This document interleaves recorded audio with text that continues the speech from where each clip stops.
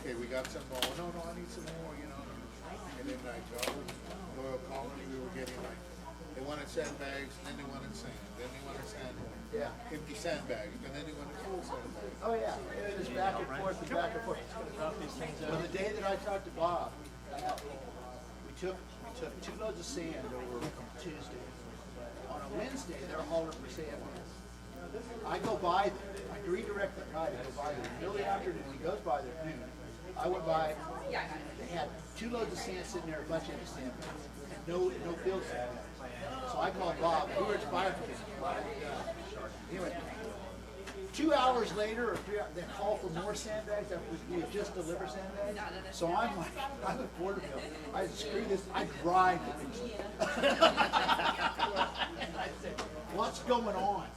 You know, I had a guy here 2 hours ago. And now you're wanting more sandbags? What's going on? Of course, you know, Chief Green. Real good, thanks. Oh, I tell you. So I found out that Johnny Wong,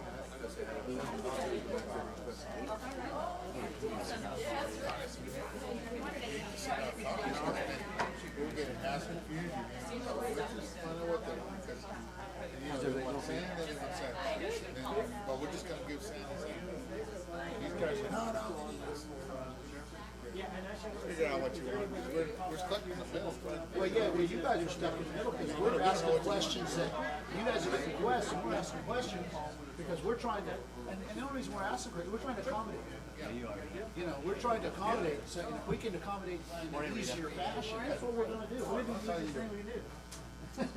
Anyway, it was fun. We got through it. It was fun. It was fun. It was about the 8th day. It wasn't that much fun.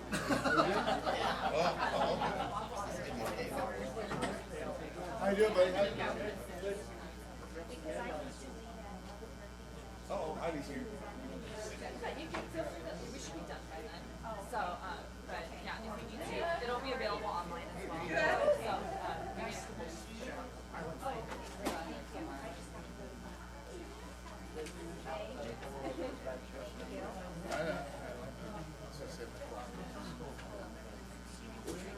Else has to say.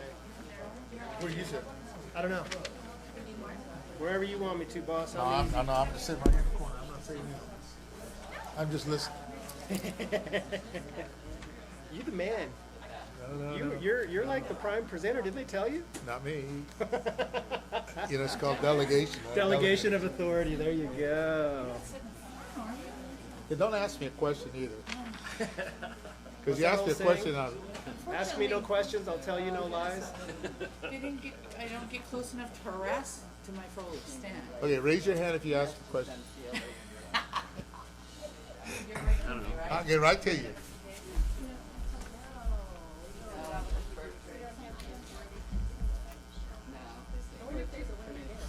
yeah, anybody has the authority. If I want to Grab my org charts too. I'm up first, so I'm going to sit right here. While I'm up. Introductions first, but have a seat, Robert. I was going to wear a tie, Robert, but I decided not to. You should have. Brian didn't see that note. Where's your tie? It's at home. Safe and sound. I opted for comfort over style today. There you go. I wore mine 3 days this week. That was enough. Actually, I only wore 2. I think I was in a pullover on Monday too. I was really getting slacker this week.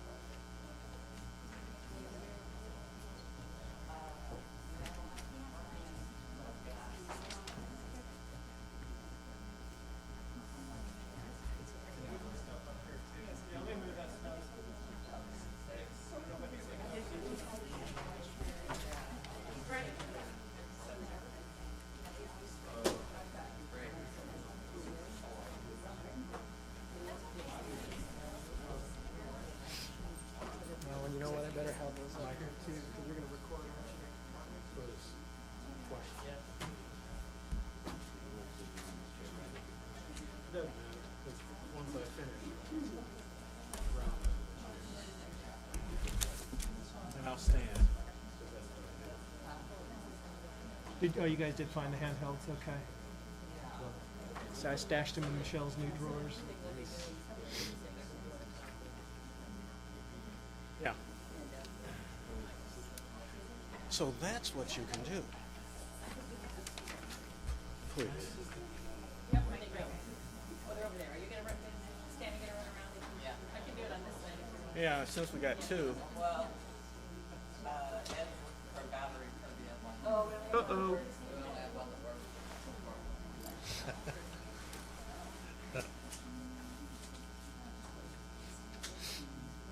Well, I guess we're ready to start.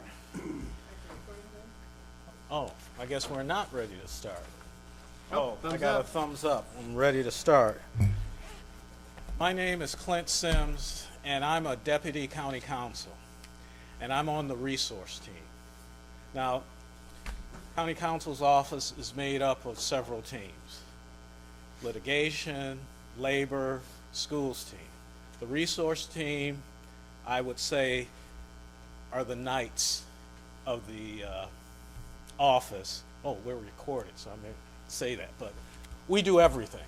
We do everything except litigation, labor, and schools. And we do some litigation too, so we're pretty versed. So any legal problems that come in that aren't specifically litigation or labor or dealing with schools, it's going to come to our team. One of the things we do are contracts. We do a lot of contracts. And specifically, this training is going to be about what I would say generically construction and leasing contracts. I think the title of the course is Leasing, Renovating, and Building County Facilities. Now, before we get into the specifics, I just want to go over what a contract is, and most people have an idea, but so we have a basis for everything. Let me define what a contract is by what Webster and Wikipedia say it is. Webster defines a contract as an agreement, especially one legally enforceable between two or more parties to do or forbear something. Wikipedia defines it as a legally enforceable agreement between two or more parties with mutual obligations. And what does that really mean for our topic is that the county is going to be hiring a contractor or contracting with a landlord to either build or occupy premises or do both. And that's what our topic is going to be about, is contracting for construction and or leasing property. We're not going to get into buying property because that's a whole nother subject. And our training is, this topic is a little unusual because normally when you talk about training, we talk about how you are to do things. This session is going to be talking about, we don't want you to do anything. We want you to go to the experts.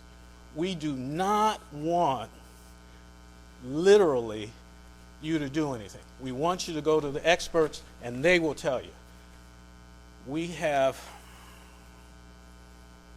countless horror stories about people trying on their own to go through it.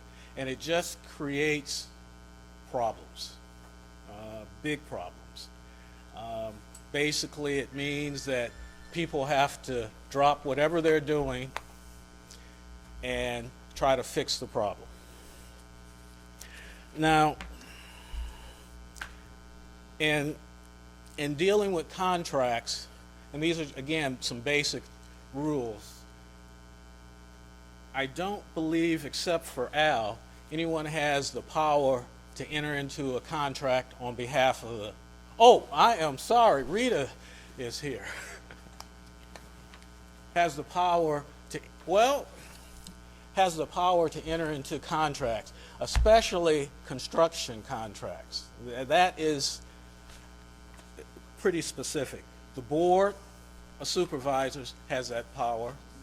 The purchasing agent,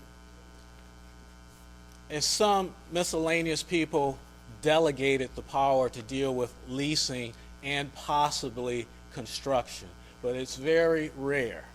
So normally, unless it's going to purchasing, everything else is going to the board of supervisors. Now, I talked briefly about the horrors we have experienced with people trying to do it on their own. And we could probably write a book about it if we thought about it. But just to give you a little flavor of what construction contracts entail, as far as California statutes, you're talking about the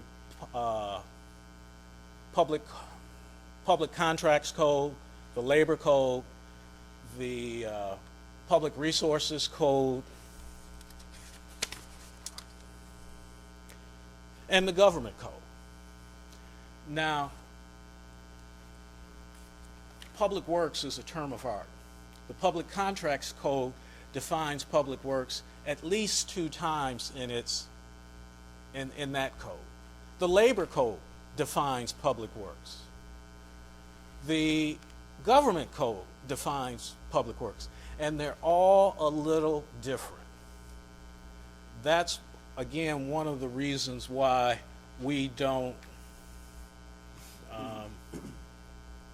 want you to get involved in these types of things.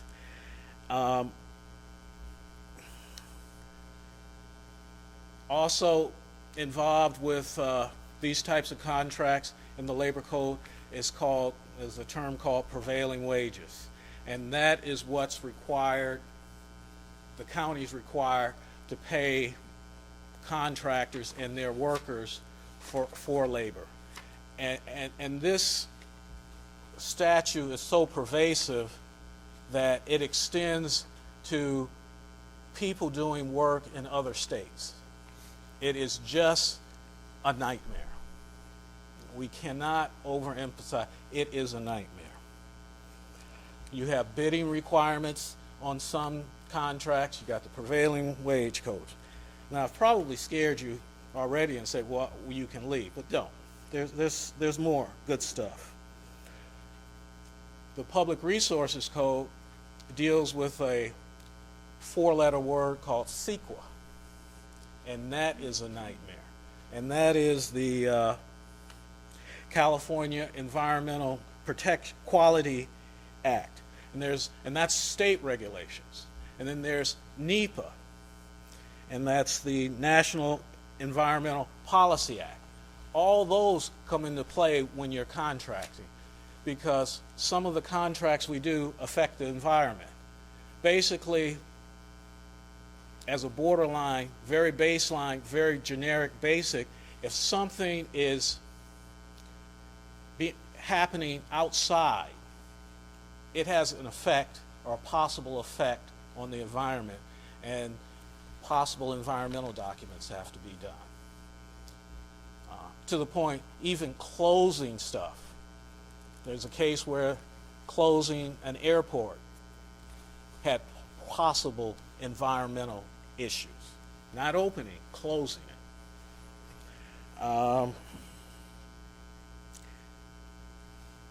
Your funding source also plays a major role in how things are going to be done. That can include whether your funding source says you have to bid something out versus another funding source which says you don't.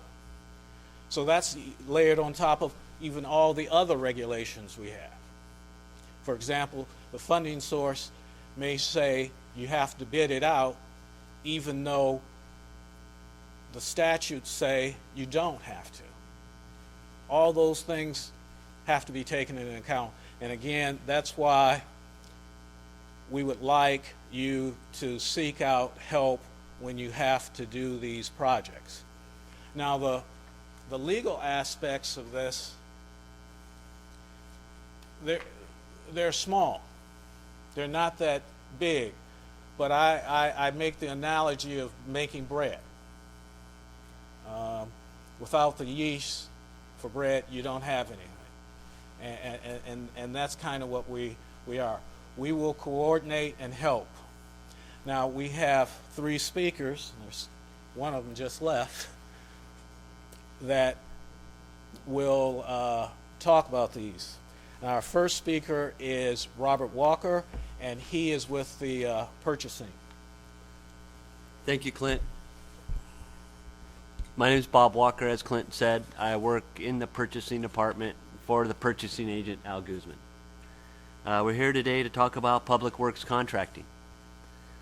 The definition as public works projects. Public works project is defined as construction, reconstruction, erection, alteration, renovation, improvement, demolition, painting, repainting, and repair work involving in any publicly owned, leased, and operated facility.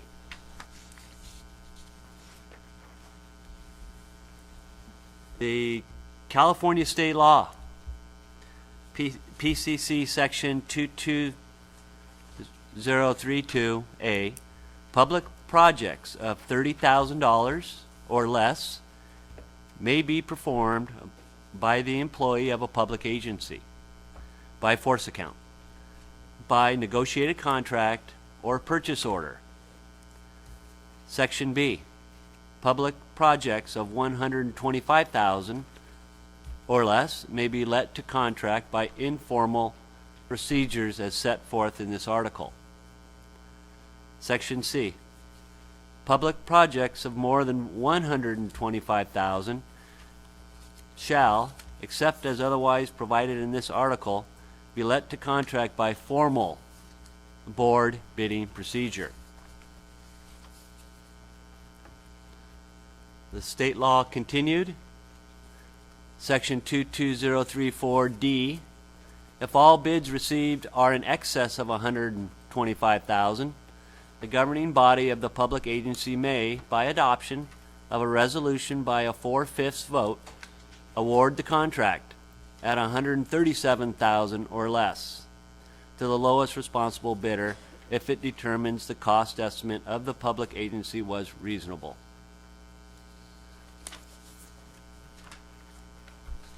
We move into the Tulare County Ordinance, which follows suits with the state law somewhat. Public works projects costing up to $30,000 or less may be performed by force account, in-house, purchasing agent contract, which is the articles of the agreement, or public works purchase order, which is a PWPO, generally $2,500 or less, may be processed without a bid within the purchasing department. Public works projects costing $30,000 and $125,000 may be let to contract using informal bidding procedures as set forth in the UPCCA. The Tulare County Ordinance continued. Public works projects costing more than $125,000 must be let to contract using formal bidding procedures. If bids received in excess of $125,000, the board may award the contract by resolution, which requires a 4/5 vote. Emergency work may be ordered by the board to replace or repair any public facility without formal bid requirements. Work may be performed by force account, by contract, or a combination of the two. The board may also delegate authority to the CAO to declare emergency, subject to 4/5 ratification at the next board meeting.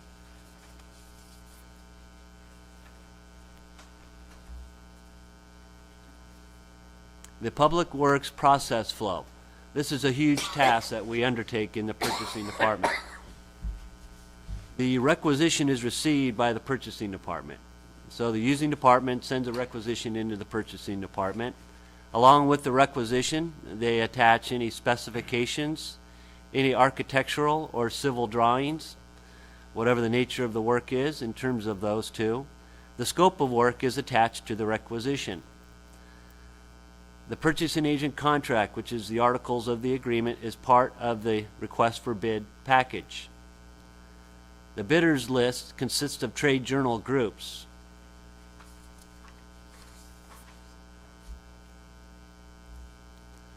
The process flow bid procedures continued. The purchasing creates a request for bid package.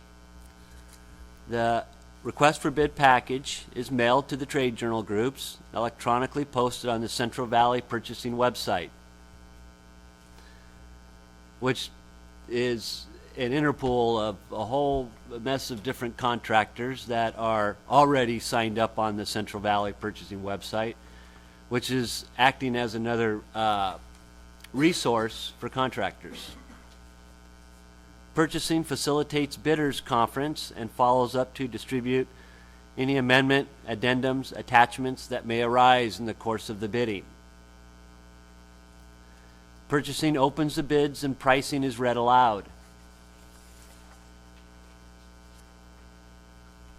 The bid procedures continued. Purchasing performs bid tabulation and result is forwarded to the using department along with copies of the vendor bids. Purchasing executes a purchasing agent contract, the articles of agreement with awarded bidder, including all bid requirements from the request for bid package.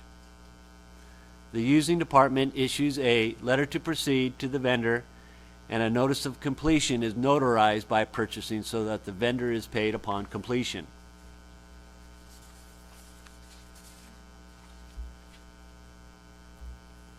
The Public Works process flow, the bid checklist. Cost to $30,000 but less than $125,000 is the informal bidding. Request for quotation sent out for the Public Works jobs if less than $30,000. The verification of general liability, automobile, and workers' comp insurance coverage is gathered, which is probably the most important, is the liability, the insurance, that we make sure that we have documented, that we have in the office, that these contractors are working for us, all the insurance is up to date.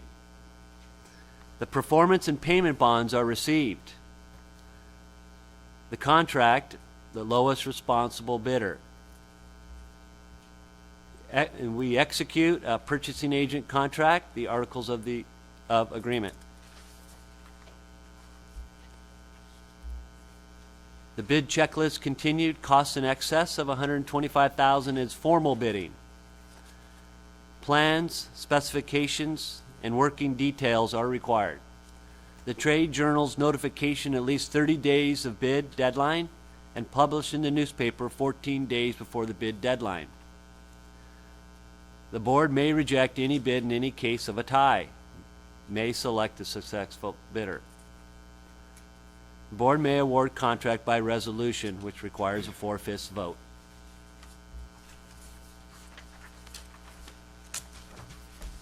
And do we have any questions, please? Hold on a second. We want to get all the questions on recording. I have two questions. One is this different than an RFP process and such that you have to pick the lowest price with the request for bid? Is the contractor chosen by price? RFPs are not used for public works contracting. You have to go to a bid. Proposals is another different, that's just professional service contracts. When you're dealing in public works, and the law is very clear, it's a bid. And you have to award it to the lowest responsible bidder. Okay. And my other question is, in here it says that the purchasing will have the vendors conference and answer questions and such. Is that also different than RFP, where as the department works with purchasing to do that, and this would just purchasing handle that? In a bid, when we do a bid, we have a bidders conference. Either it's a mandatory walkthrough, or it could be a conference in our conference room. with the bidders that wish to have any questions. We request that the department requesting the services be there to answer any and all questions that maybe we don't know what they are. Again, an RFP is for proposals and that's for services. Bids for public works has to go out to bid. There's no proposals for public works. Okay. And the difference, I was just wondering how much more the purchasing takes on a role in that bid process versus the, you know, the RFP process. They take a major role More in the bids, yes. Okay, thank you. If I can chime in on that just a little bit, we just did a couple of bid walks this week on some purchasing bid projects. My name is Brian Summers, Capital Projects Manager. Mostly what I do is the board projects, the board bids, but we also use purchasing quite a bit for some of our smaller projects. And so from that standpoint, we always attend the bid walks that purchasing conducts.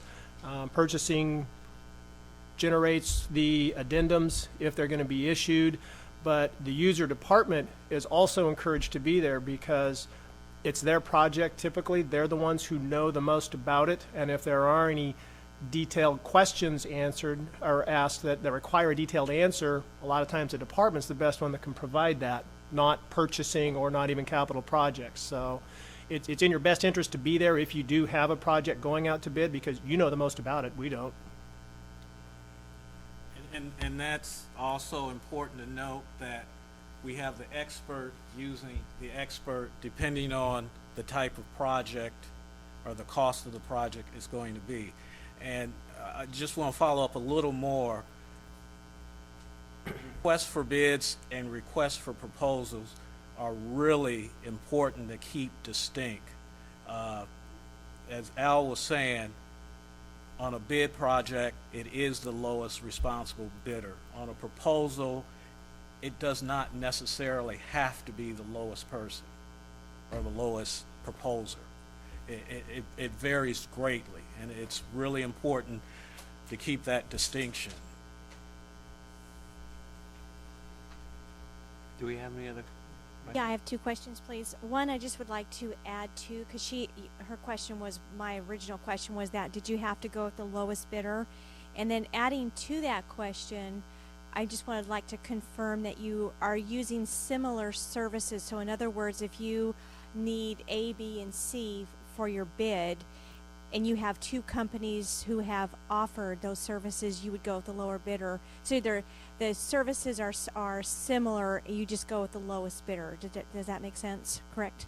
Yes, you would Okay. have to go with the lowest bidder. Now, if you, for some reason or other, reject the lowest bidder, you have to notify him in writing that he has X amount of time to respond to you as to reasons why you rejected it before you can go to the next lowest bidder. So if you have reasons why you rejected him, whether you had work done before and he didn't complete, or he has issues or something, you have to be able to present those to the individual when you reject him, because he has a right to come back to you and say, okay, why did you reject me? And so that's why we have to go with the lowest responsible bidder. And responsible is the word that we have to, he has to be able to perform the duties.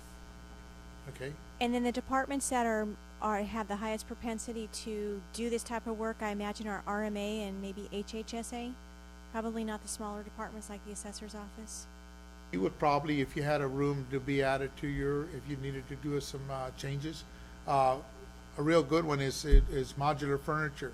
It used to be in the old days that modular furniture was not a prevailing wage.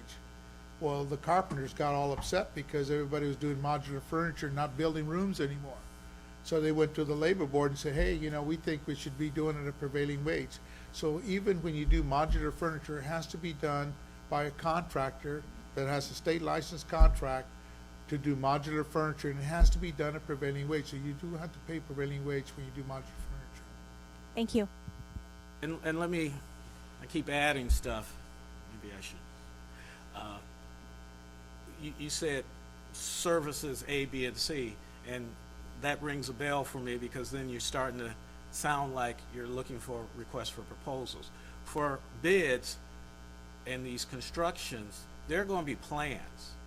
And if the plans call for A, B, and C, and the bidder says AB, that's gone. That's gone. Can't, it's not a responsive bid. There's all kinds of terms going on. It's not responsive, responsible. Responsible is dealing with what Al says, can they do it? I mean, we've had times when a bidder protests because the vendor, the lowest vendor, didn't own trucks. Well, guess what? He can rent the trucks. So that doesn't make him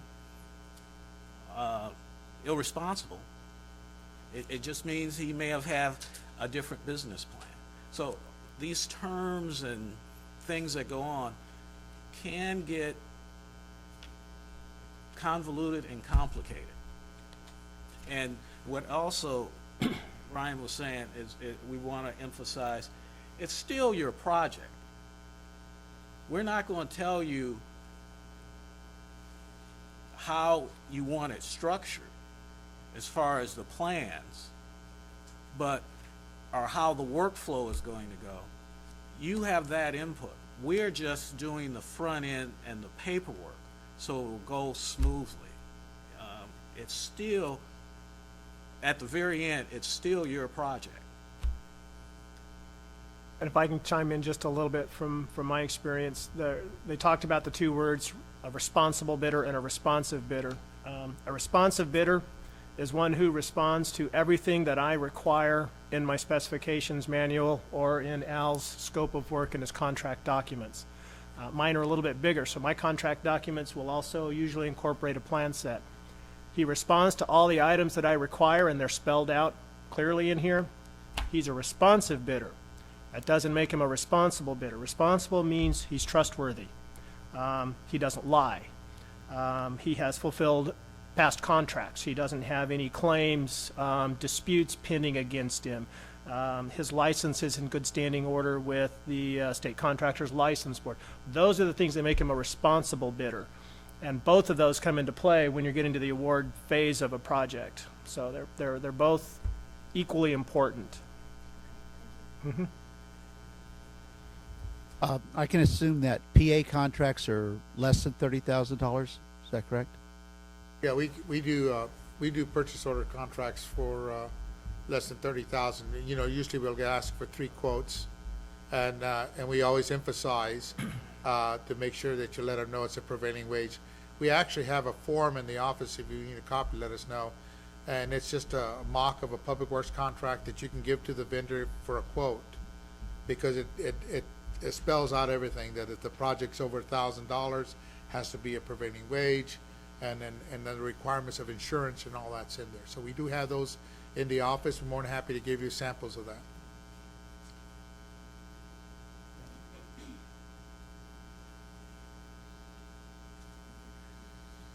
How do you determine if you're going to do some small changes or some, a large scale painting, or how do you determine whether you're going to use, internal facilities, or you're going to have to go out for a bid? That's between the facility director and the department. If they are going to use internal services, you can do it up to 30,000, and so you would be working with facilities on that. If they're going to do it in-house with their own paint crew, they would notify you that, and then, like I said, it can only go up to 30,000. If they're going to do painting that's over 30,000, they can't do it. Can you go out to bid if it's under 30,000, or if you don't want to use facilities, or are you required to use facilities? That's between you and the facilities. If you want us to go out to bid, we'll go out to bid. That's entirely up to you. Typically, the way we will approach that, we oversee facilities as well, is if it's a county-owned facility, you will go through us, and we will either do it internally with in-house forces, or we'll contract out for you. That'll depend on workload. If it's a leased facility, it's kind of a different story. We've got limited resources, both financially and from a staff standpoint, so we really try and focus our in-house forces on our owned facilities first. It doesn't mean we ignore our leased facilities. It just means that we're trying to focus our attention where it's most needed. Typically, from a leased facility standpoint, you'll work through property management, and you'll work with the landlord. He may have his own resources, or he may not care, and he may allow you to go out to bid. That may come back to purchasing, may come back to us, depending on the size of the project. to emphasize on the leasing part, and I think that was a problem we had for quite a while. Even if you're leasing a property and you have you're leasing it from another individual that's not a county, it's not a county facility, and you're leasing it, it still has to be done at prevailing wage. Even though the landlord says, I got Joe over here that's gonna do the painting, whatever the cost is for that painting that you're requesting has to be done at prevailing wage. There's no ways out of it. The labor board's been very clear about that. So even if you have the landlord do it, just remember, it has to be done at prevailing wage. I think Rita's got one in the back. Lately, there's been a comment about value added in some contracts. Can you explain that? And when that's used? Oh, best value? Best value, there you go, that one. Well, best value is a way that we sometimes look at these things, and what you're trying to do is actually find the best responsible bidder for something that you're doing. And what we do in best value is we give each point that we're doing, mostly in professional services, we give them points on it. Past experience, able to provide the service at this present time, all that goes in it, including the wages that they're gonna charge you for it. And what you do is you grade that by points, and the one with the highest points is actually your best value, the one that received more points for their services. May not be the lowest bidder, right? Al had a question?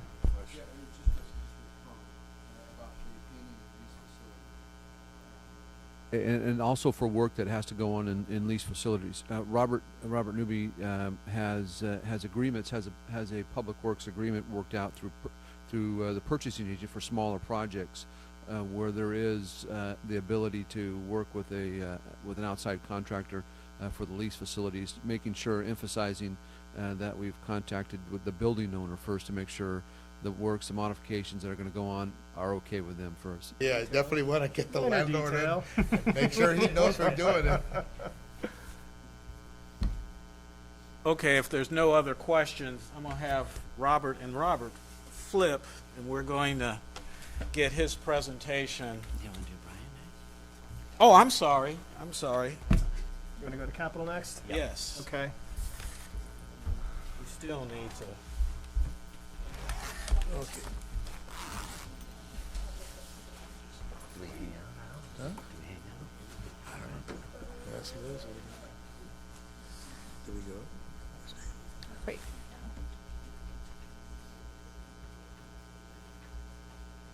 We're doing Brian, right? Okay. So Brian, you're okay sitting there? Okay. Trip and unplug something. Good morning, everyone. I guess I'll use this one. Brian Summers, Capital Projects and Facilities Manager. Basically, I think I want to start with just a real brief intro, who we are, what we do. We're a two-man shop right now. I passed out on, or I set on the table a handout. I don't know if anyone got it. It's the org chart for general services and capital projects / facilities. This is a result of some reorganizations that took place last February with the Resource Management Agency. It just kind of details out the two different divisions, where we're at, who does what, how things progress. Like I said, capital right now is a two-man shop, myself and Ted Phipps, Senior Capital Projects and Facilities Coordinator, although we've got a recruitment going on right now for 2 coordinator positions. One will be primarily focused on capital projects. The other one will be primarily overseeing facilities. And then under facilities, we've got, I think, 43 employees, supervisors, lead workers, building systems techs, maintenance workers, et cetera, painters. So that's kind of it on the organization. Kind of like this this graphic. It really, I think, truly best describes what I do, what we do in capital projects. I've been doing this for a little over 7 years, and I can tell you that I have not had any 2 projects be the same in any of a variety of ways. everyone is unique. It's never ceases to amaze me how different these can be. And this really describes what it is. It's a legal minefield. You know, every time I keep thinking, hey, I'm getting pretty good at this, you know. I know what I'm doing. Something new crops up that I have zero experience with, and I'm on the phone to my close personal friend, Clint Sims here, trying to help me get out of the hot water I just fell into. So I guess that would be lesson number 1. Watch out for the mines. What is a capital project? Well, typically it's new construction, or it's a large remodel, renovation of an existing facility. Clint had mentioned CEQA earlier, and I'm going to talk about it a little bit later, but that's one of the elements here is if it's over 2,000 square feet, I believe, it's automatically, you're going to have to go through CEQA on it. So, like I said, we'll talk about that a little later. They're usually large, complex projects. They involve multiple trades, although they can be somewhat more singular. I'll give you an example of that. We're getting ready to replace a couple of large water chillers out at the Bob Wiley Detention Facility. Each unit itself costs in excess of $125,000. They're big. They're the size of a box van. And from an installation standpoint, though, there's basically going to be 2 trades. So, you know, it's fairly simple. It's just large, expensive pieces of equipment. A lot of times the capital projects will span multiple fiscal years, especially if you're looking at it from total project as far as when it was first conceived, when it was developed and approved, funded, and finally completed with your warranty period being completed. And like I said before, each one is unique. It's got its own set of challenges and issues. You know, they all are governed by the same sets of rules and regs, and every one takes on a life of its own. And as previously stated too, they're subject to multiple government codes. We'll go into a little bit more detail on that a little later on. Typical phases of a project. There can be quite a few. Typically it starts with an idea, the conceptual phase. Somebody has an idea, somebody has a need. I want this, I need this, this is a good idea. So once we've confirmed that it's a good idea, then we start doing some assessments. We identify the needs, both from a functional standpoint, from a space standpoint, an organizational standpoint, and then we go through a series of evaluations on that to determine what the project's going to be. What are the problems, what are the issues facing the department, and what are the solutions? How are we going to solve this? Is it a remodel? Is it a new project, new construction? How big is it? Lots of different factors will come into play here. This could take anywhere from 2 months to 2 years just on this piece right here, depending on how large and complex the project is. Also would depend on different funding sources. Are you going to apply for a grant? Your grant application process might take 6 to 8 months all by itself. Well, you can't move forward with much else until you know whether you've got your grant and your funding. Once you've got that piece figured out, then you go into the design piece of it. Okay, you've only been looking at it big picture. You might have a design team helping you through the conceptual phase a little bit, maybe with some renderings, some 3D rendering drawings, so you've got an idea, you got a picture. Now you get into the design piece of it. First step of that is you go through a programming phase. Basically what this is, it's a series of meetings with your design team, your architect, engineers, whatever consultants are needed. And it's a series of meetings to define what it is you need. What are you going to be doing? Who's going to be doing it? How do they do it? Who do they sit next to? How does the workflow process through the office work? You don't want to put 2 people that work closely together on a day-to-day basis and are constantly passing documents back and forth at opposite ends of a 5,000 square foot building. You want them closely together. So adjacencies is a term you'll hear frequently when you're going through the programming phase. Who needs to be adjacent to who, to what, to make the workflow in the office be as efficient as possible. Because ultimately that's our goal, is to design a building that allows the department to be as efficient as they possibly can. There's one phrase in architectural and designing that really comes through, and it's form over function. That's a classic architectural term. That's from I'm a classic architect. I'm a Frank Lloyd Wright. I'm going to create a masterpiece. My form is going to be more important than the function. We take an opposite view, function over form. It's got to perform for the department that's going to be using it so they can be as efficient as they possibly can, and then the form comes later. So that's just a concept that we try and employ on all of our projects. So once we get through the programming, and again, that can take weeks or months, depending on how complex it is, we get into actually drawing the project. Schematics are the first level. This is basically boxes on a set of plans, two-dimensional. Here's a box showing an office bullpen area, a box showing restrooms, a box showing a lobby. We review that, we decide, yep, that looks pretty good. We like the way the boxes are aligned. We move, and we move into the design development. This starts to flesh the boxes out a little bit more, maybe put some doors and windows in it. We agree with that, we go into the construction documents. This is where all of the different details, specifications, notes, all the information that the contractor is going to need to complete the project get added in.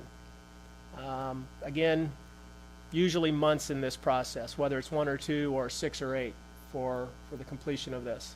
Once we're finished with that, then we turn them into permitting, and hopefully, if everyone's done their jobs right, we get a permit issued, and then we can go out to bid. This is, well, that depends. I will tell you right now, we've been getting a pretty quick turnaround, usually around a week to 2 weeks. Obviously, a big project, and a lot of it depends on their workload, to be honest with you. A couple of years ago, when building was booming, they could not keep up. There just was literally too many projects for the people that they had in-house. They were farming a lot of them out. Took longer. Right now, buildings, construction is depressed. We're getting a great turnaround. So it is kind of cyclical and depending on the market. Once you get into the bidding process, Al and Bob touched on some of the different processes. You've got the informal process. Formal process is almost exclusively where we play, and that is the projects over 125,000 that require board bidding. So that's our area of expertise. Occasionally some of ours that we do through purchasing will be through a purchase order. Rarely will a capital project be done with in-house forces, but they can be. If it is, it typically will be along the lines of a painting project. But typically what we play with is a little beyond in-house force capabilities. And I'm going to touch on the bidding phase a little bit later on. I've got a timeline in here that I think you'll find interesting. Finally, after all this is done, weeks, months, years, we get to the fun stage. We get to actually break ground, go out, move some dirt, swing some hammers, build something. Okay? That starts with a notice to proceed, the NTP. That's a letter to the contractor telling him, yea, verily, we're done, we've got our agreement, here it is, you will mobilize and be on site this date, it will take you approximately this long, go forth and do great things. That usually gets issued at what's called a pre-con meeting, pre-construction meeting, and that's where we bring all the players together, including the department representatives. And we sit around a large table and we introduce everyone. It's the prime contractor, all of his subcontractors, county staff, county department staff, the user staff, the architectural team, the engineers. If there's going to be construction management on the project, they're in there, and they're usually leading that meeting if there's a construction manager involved. So they can be pretty lengthy and involved, but it's a key element in the project in that it really establishes the expectations, the communication channels and levels, and it's a critical piece of getting a project started off on the right foot. Typically, we'll have weekly progress meetings, generally not more than weekly, but typically either not less than weekly. And finally, through the construction process, you've got your progress payments that have to be processed. Once we finally finish construction, we get to go to the closeout stage. We do a punch list walk, go through. Once that's completed, we review all the warranties that we required, make sure we've got them, they're valid, they're issued. Once all that's finished, we've got all the closeout documents we required. Then we issue what's called the notice of completion. Ours mirror Al's and purchasing, except that ours require board approval of the notice of completion. So we've got an agenda item there to prepare for the board. And this is something I'd had down on my notes. any capital project that we do is going to require a minimum of 4 agenda items to the board, 4 separate actions. Some of them may take 5 or 6, but all of them are going to take at least 4. That's just a little edification for you. Project delivery. There's a couple of different avenues we can use. There's the informal bid process that Bob and Al talked about, under $30,000, develop a scope of work, obtain 3 quotes, submit your low quote to purchasing, and they'll develop an agreement for you. Informal, from $30,000 to $125,000, develop scope of work, any plans that may be required, submit that to purchasing on a request to bid. They bid the project, they'll complete a public works agreement for you. And then we get into the standard process that I use, which is design, bid, build. Formal bid process, over $125,000. The reason they call it design, bid, build is because it's 3 separate pieces. We design the project. Once the design is complete, we bid the project. Once the bidding is complete, then we build the project. So it's 3 distinct pieces. Requires board approval, competitive bidding, and public advertisement of the project. This is something where Al's and mine differ a little bit. Al has a little bit more leeway than I do. He doesn't have to publicly advertise all of his projects. He can post some on his board, on his website. He has a little more wherewithal. Mine, I am required exclusively. I must advertise in a local periodical, newspaper. If it's a daily, I think it's not less than 7 days apart. If it's weekly, it's consecutive weeks. This costs. Just a Tulare, just a Times Delta Tulare Advanced Register basic advertisement for one of my projects is running about $550, $600 for the 2 advertisements. If I want to branch out and I want to hit, say, the Fresno Bee, you can expect to drop $2,500 to $3,000 for those 2 advertisements. And it's a requirement. I have no choice. Public Contract Code is real clear on that. Let me just inject. If you don't do the advertisement, you got to start over again. That kills it. Yep. Absolutely.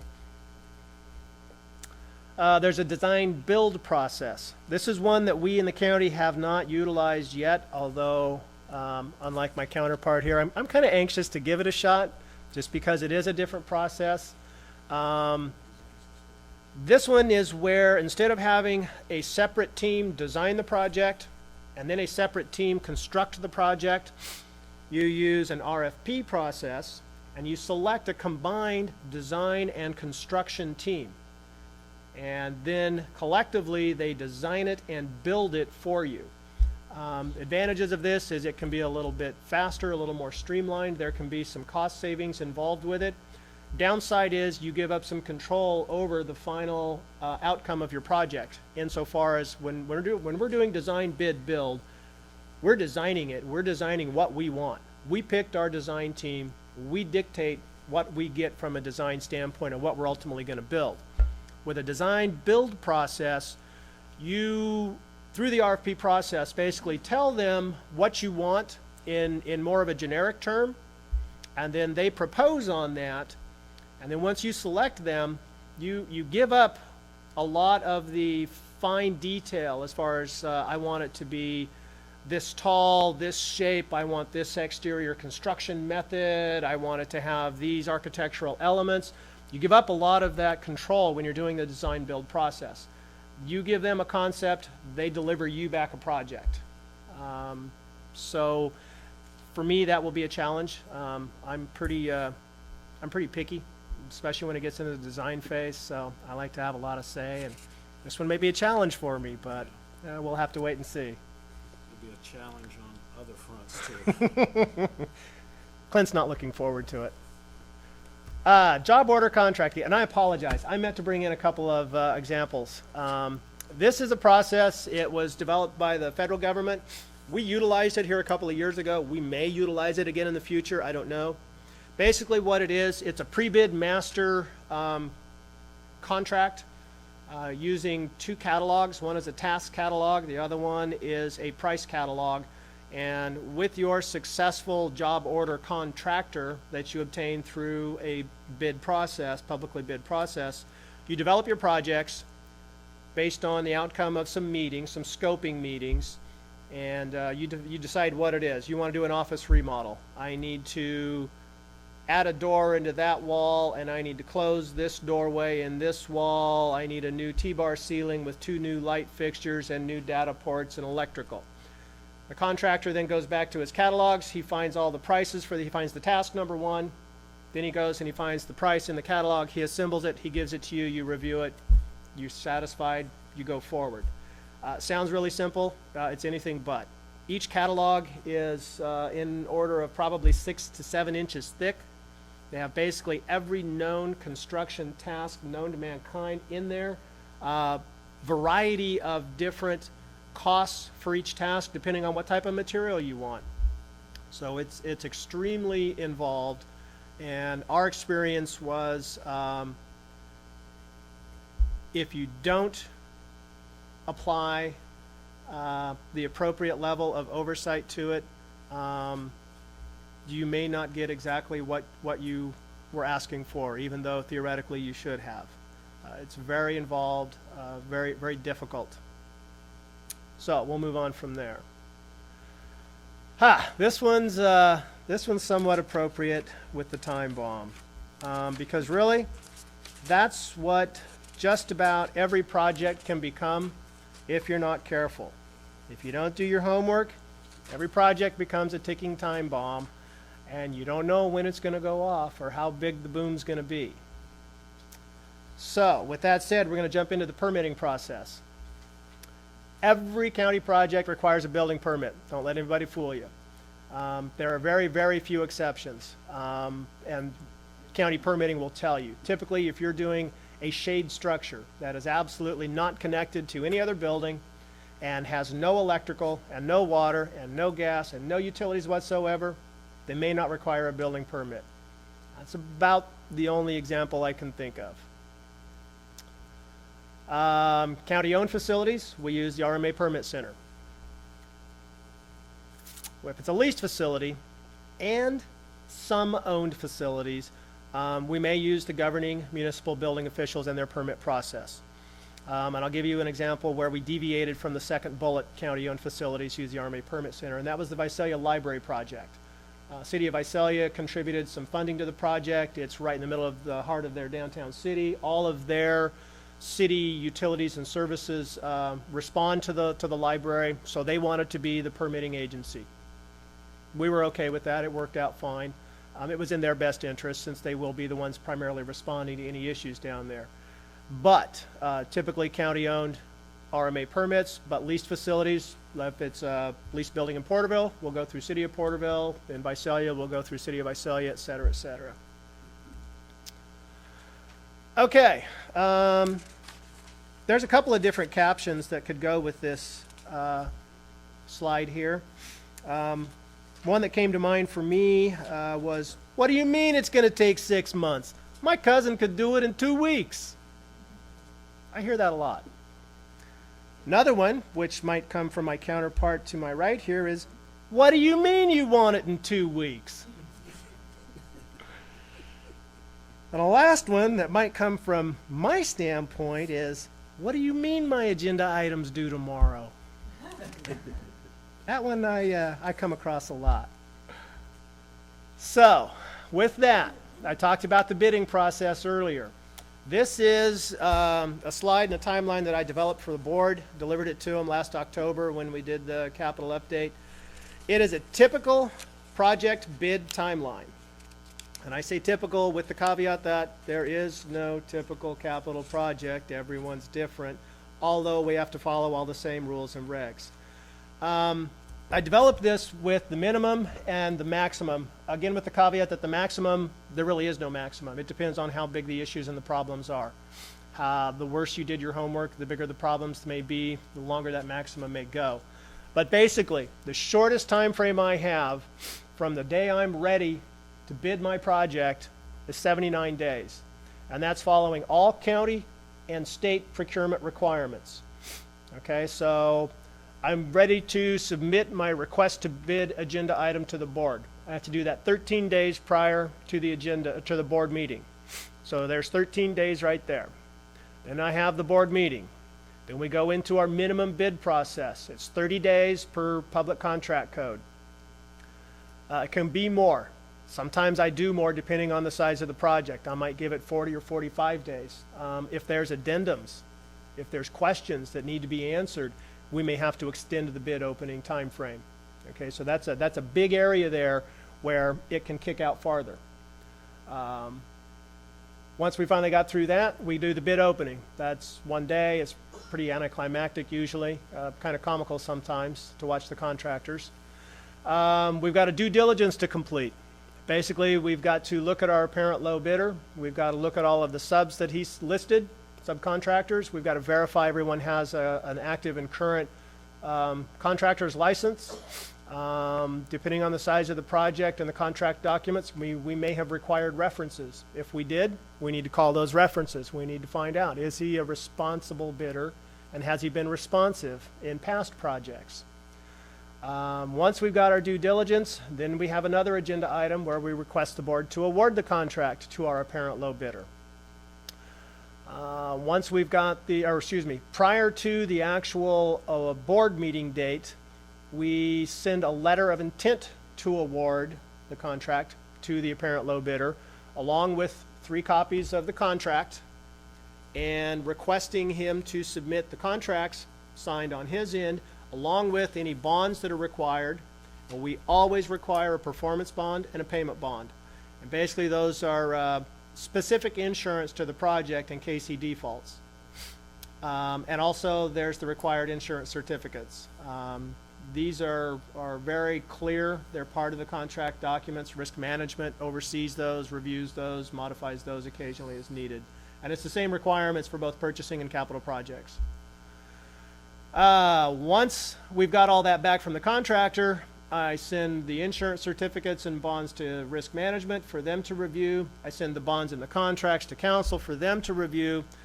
Once council hears from risk management that the insurance is okay and the bonds meet their needs, then council will chime in and ultimately, hopefully, sign off on the contracts approved as to form, return those to me. Those go to the board clerk, and after the board meeting, once it's been approved, hopefully, then they're signed off by the chairman.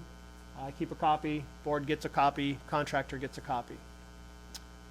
Okay, we've got all that done. We're ready to start building. Not quite. We have to issue the notice to proceed. Depending on the size of the project, I might need to give him as little as 7 days. I might need to give him as long as 25 or 30 days to mobilize on site. Depends on the size of the project. The bigger the project, the more time he's going to need. And what is he going to do in that time? Well, he can't sign any of the subcontracts with his subcontractors until he has a signed agreement with the board. He can start with the letter of intent that I sent him early on, but that may not be enough for all of the subcontractors. They may want to wait until they see an actual signed contract. So he has to have time to get those done, and then his contractors have to have time to order materials. You know, if there's a 6-week lead time on something that has to go in the very, very beginning of the project, I can't very well expect him to start in 3 weeks knowing that he's not going to have what he needs for another 3 weeks. So that's changes for every project, and we have to kind of go through that and gauge that for each project. So with that said, minimum days, 79, maximum 107 or more. That is strictly for the bid phase. Now you remember that earlier slide, we had conceptual, design, bid, then construction.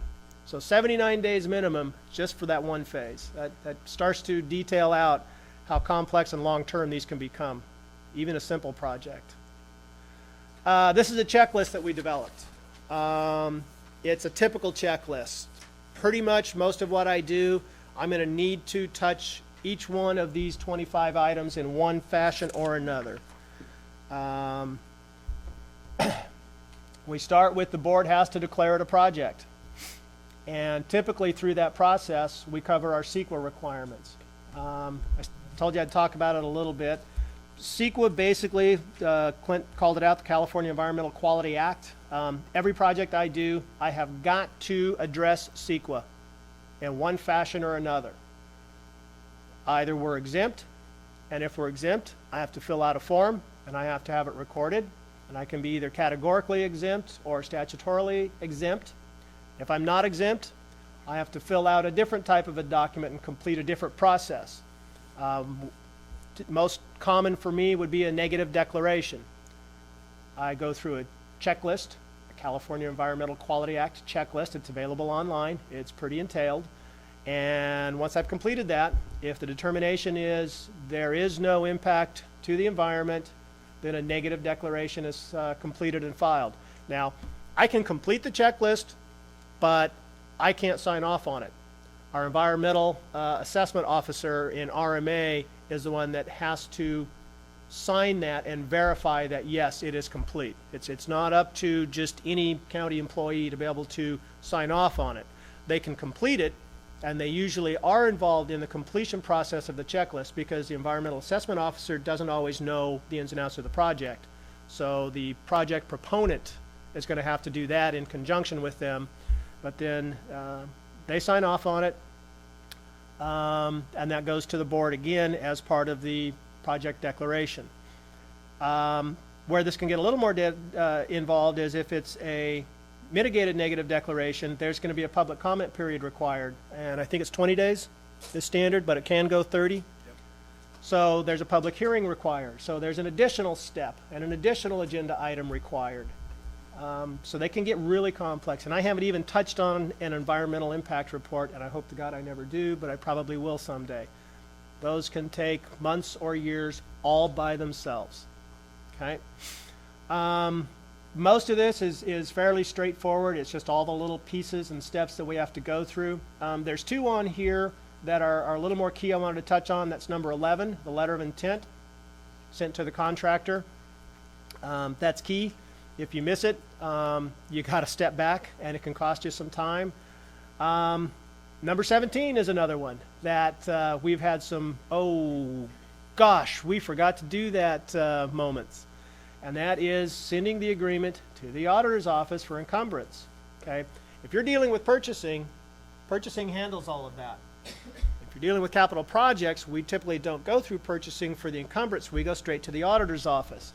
Problem is, I get started in my project, we're going great guns, comes time for the contractor to submit his first progress payment, we review it, we approve it, okay, life's good.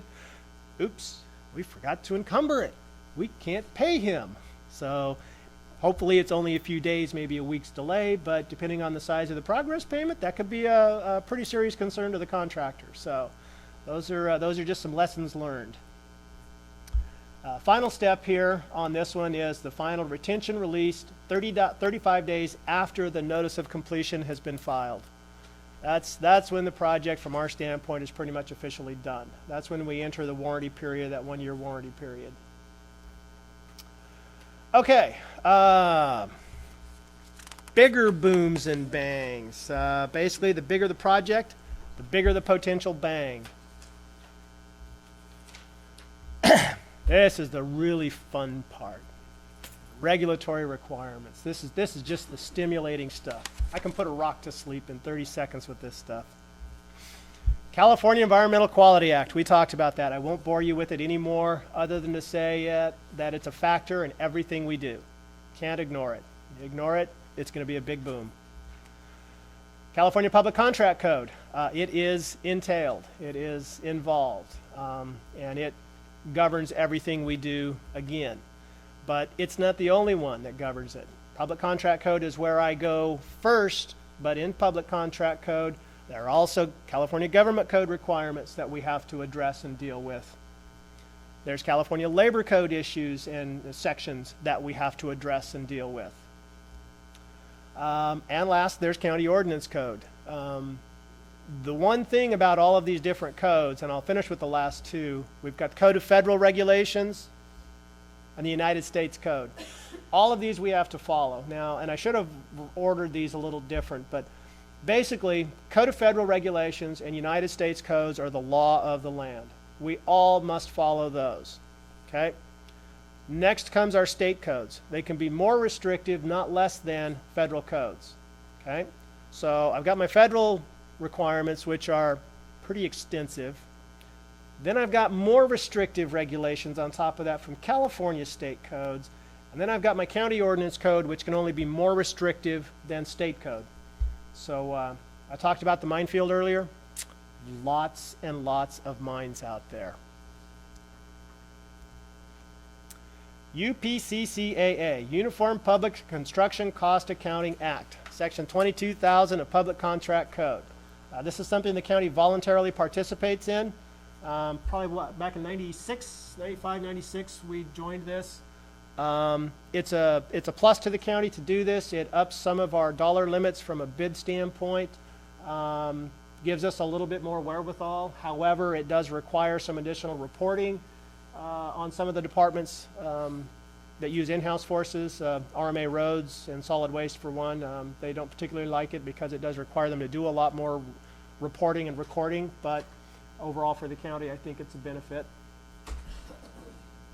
Section 22032, as Bob stated earlier, projects more than $125,000 to be let to contract by formal bidding procedure. That takes board approval.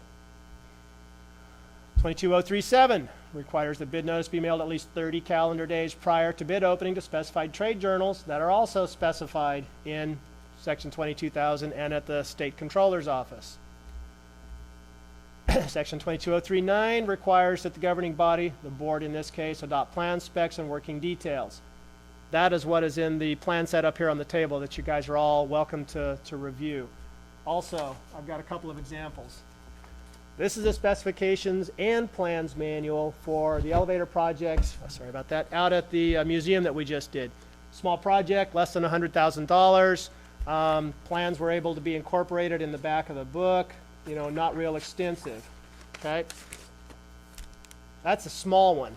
The bulk of this, right up to this point, all of this in the front, this is all the required front-end contract documents that we have in every single capital project that we do. This is where Clint earns his pay, and that he has to review this part on every single project that I complete.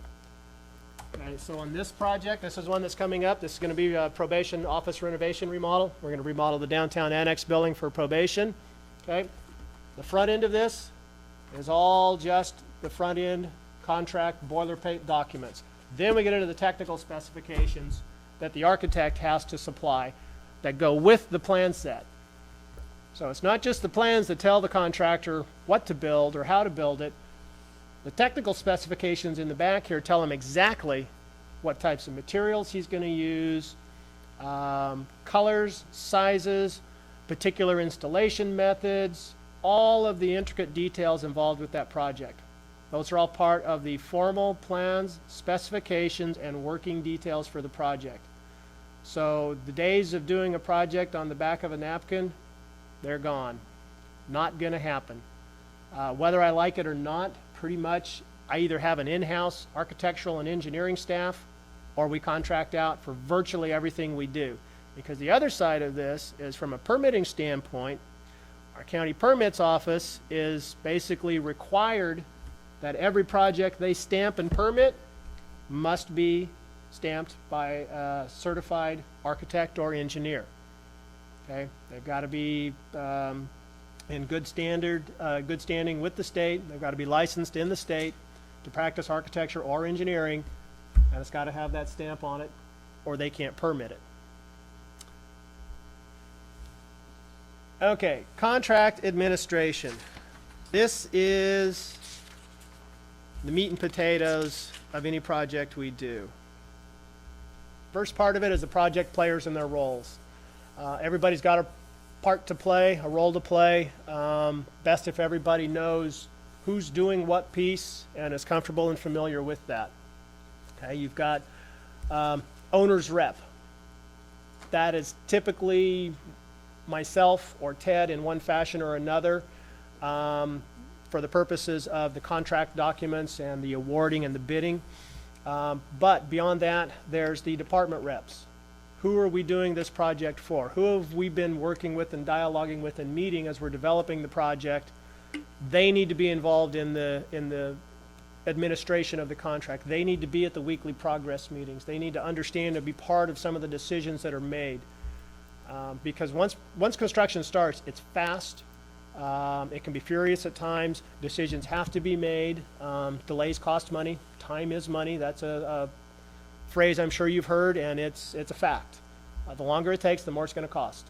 So decisions have to be made. They have to be made quickly, but they have to be justifiable to the board, to the public. They've got to be good decisions. So it's a challenge.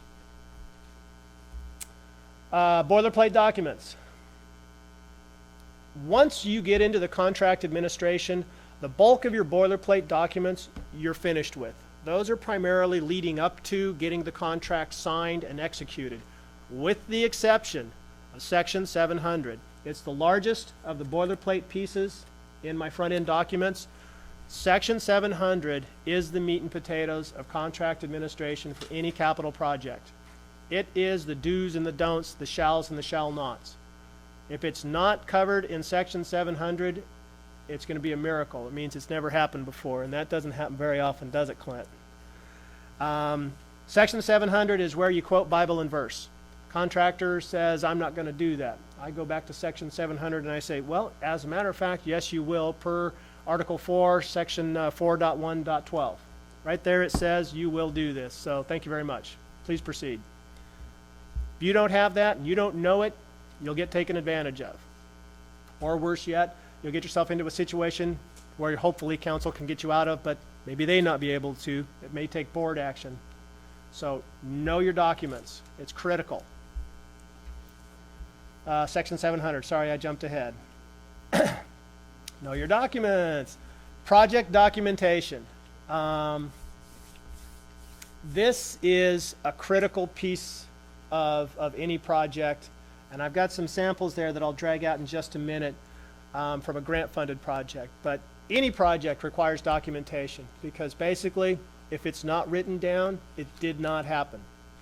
You can't prove it in a court of law or before the board if it's not written down and documented somehow, some way. Through the capital projects process, there's a couple of standard documentation processes. The standard one is an RFI, request for information. Contractor doesn't know, has a question. He submits an RFI to either the contract, construction manager, project manager, county in some fashion, or the architect. He asks his question. It's a formal process. They're tracked, they're numbered. RFI 1, RFI 2, you get a big project, RFI 127. If there's iterations of it, it may be RFI 127A, 127B, 127C, and then they're answered in the same vein. Here's the response to RFI number, whatever it was, okay? So, let's say through the RFI process, a question gets asked and answered that's going to result in a contract change. Now you get into a different set of documentation, and that's change orders. Now, that's a bad word, bad 2 words in my mind. Change orders are bad, but not always, but overall they're bad. And I say they're bad because contractors for probably the last 10 or 15 years have had access to specialized training on how to maximize change orders for public works construction projects. There are literally seminars out there that contractors can go to and learn from those in the legal field that I would term closer to the bottom of the pond versus the top of the pond, where they teach them means, methods, tricks, tips on how to maximize to get the most money out of a contract through change orders. Okay? A change order is basically any change to a contract from what was originally approved by your governing body. Okay? Whether it's we need to add time, we need to delete time, we need to add dollars, we need to delete dollars, it's a change order. Okay? Contractors typically want to try and maximize their change orders because it's all profit. They can maximize their profit on it. And if you're not careful, you'll get taken to the cleaners on them. So, let's say an RFI is going to lead to a change order. Well, there's a couple of different documents that get started there. One is a proposed change order. Through the RFI process, and it can be voluntary, depending on how a project goes. If the bids come in low enough, I've usually got in my back pocket a whole series of things I would like to have included, but didn't because of potential cost. Well, now if I know I can afford it, I can start to bring those out, and I can start to incorporate those into the project. Okay, I want some additional paving. I want some additional carpets, things of that nature. So there's a proposed change order that's developed, and that's where we identify what it's going to be, and we direct the contractor to prepare a cost. He prepares a cost, he submits it to us, we review it. May go back and forth 3 or 4 times before we settle on a cost. Once we settle on that cost, then it goes to a change order request or a approved change order.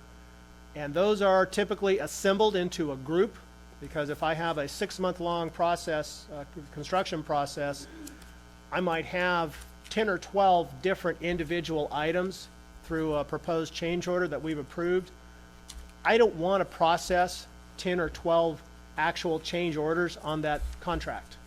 They take time, they take effort by different agencies, the auditor's office, internal staff here, so we group them.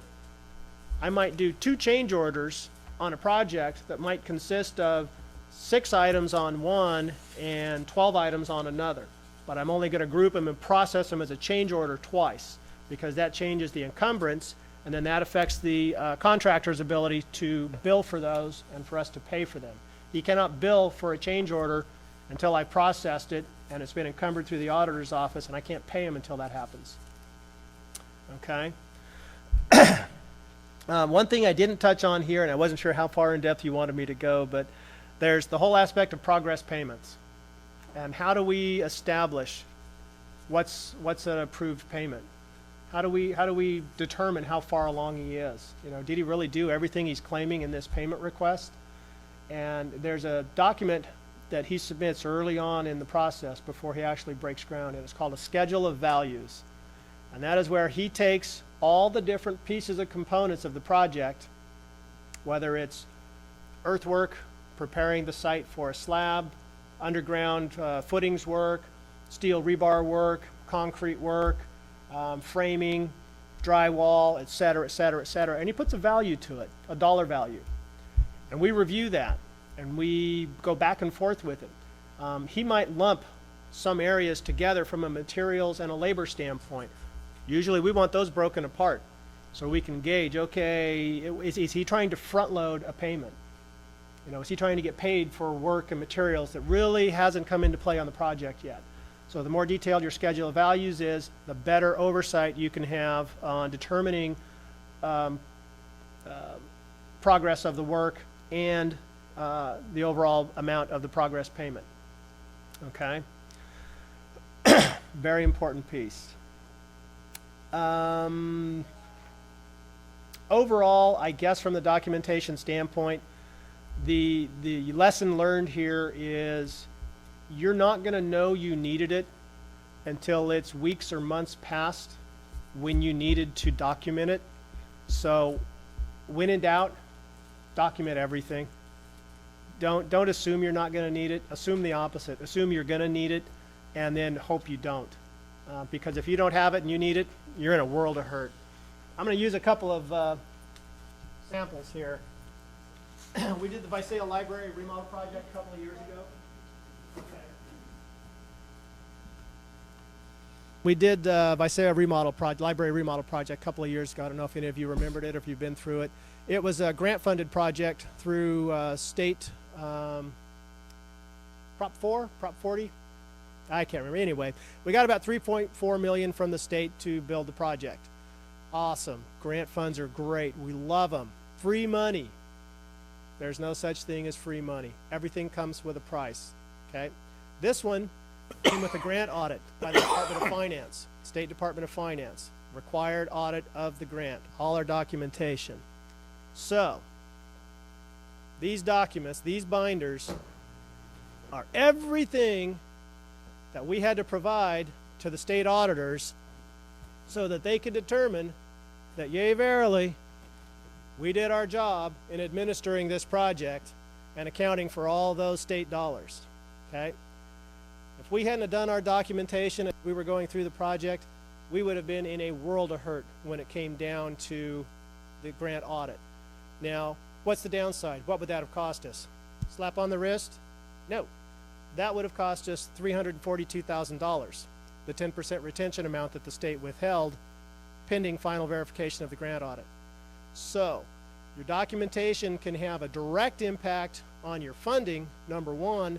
Number two, I think it can have a direct impact on your continued livelihood depending on how serious the infraction is. So, definitely document, document, document.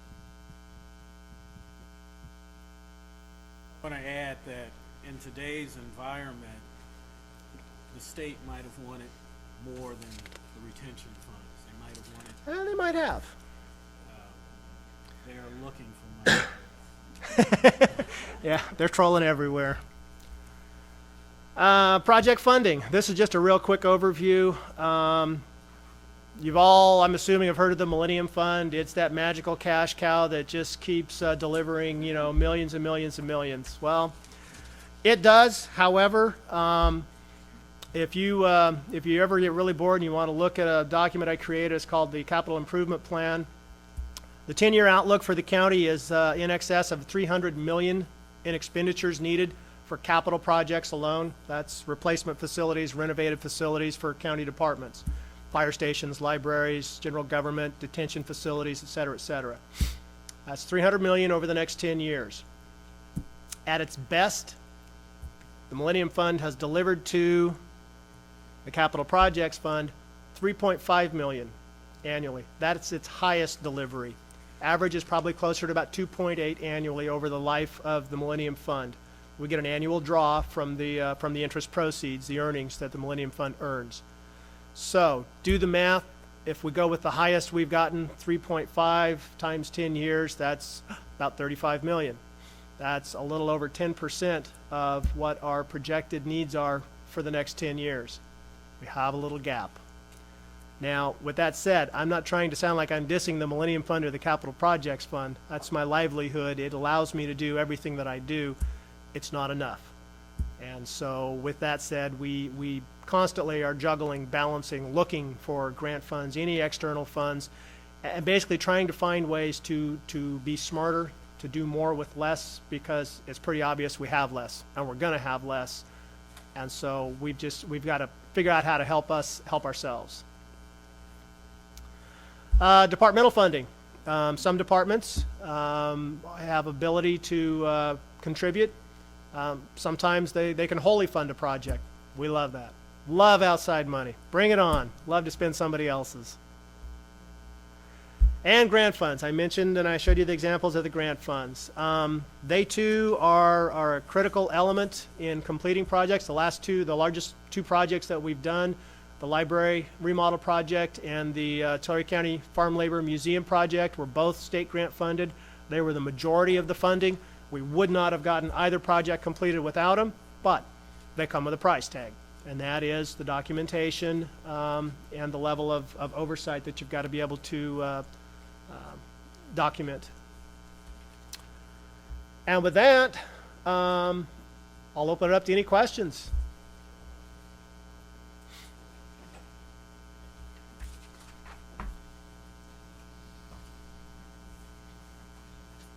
Shirley Wallace, RMA. Well, I just wrote the grant. The money just got here. Now I need to start putting together the specs. When do you want me to call you? Probably about 6 months ago. What's it for? It's to expand the CNG fueling facility at the Central Road Yard. Okay. Give me a call. We'll set a time to sit down and meet and go over it. I'm assuming we're talking facilities versus just underground. It would be adding the additional storage spheres to increase the fast fuels capacity. Okay, so not necessarily structures, but some type of a structure or underground involved? It may involve and some of it depends on where the master plan for the expansion of the road yard is at. Yep. But we're ultimately looking at adding some trenching over to that parcel so that we could have some fast fuels over there also. Okay. Very good. So there is quite a bit to be thought about. Okay. Okay. Give me a call. We'll sit down. All of this, I'll give you one caveat in that RMA Public Works is probably, is to my knowledge, the only other agency that really plays in what we do as far as capital projects. Mine typically involve buildings. Theirs typically involve roads, bridges, landfills, underground type of projects like that. So there could be some confusion. They're all capital projects, but they've got their own little compartments. So Yes, ma'am. A couple questions. You mentioned that you have to advertise when you do the request for bid. Is that different than a public notice? Yes. Public notice, you can notice on, say, a bulletin board, the board's notice, or the Board of Supervisors glass cabinet out front, or our bulletin board over here. Al's got his bulletin board where he can put public notices up outside of the purchasing department in the basement of the courthouse.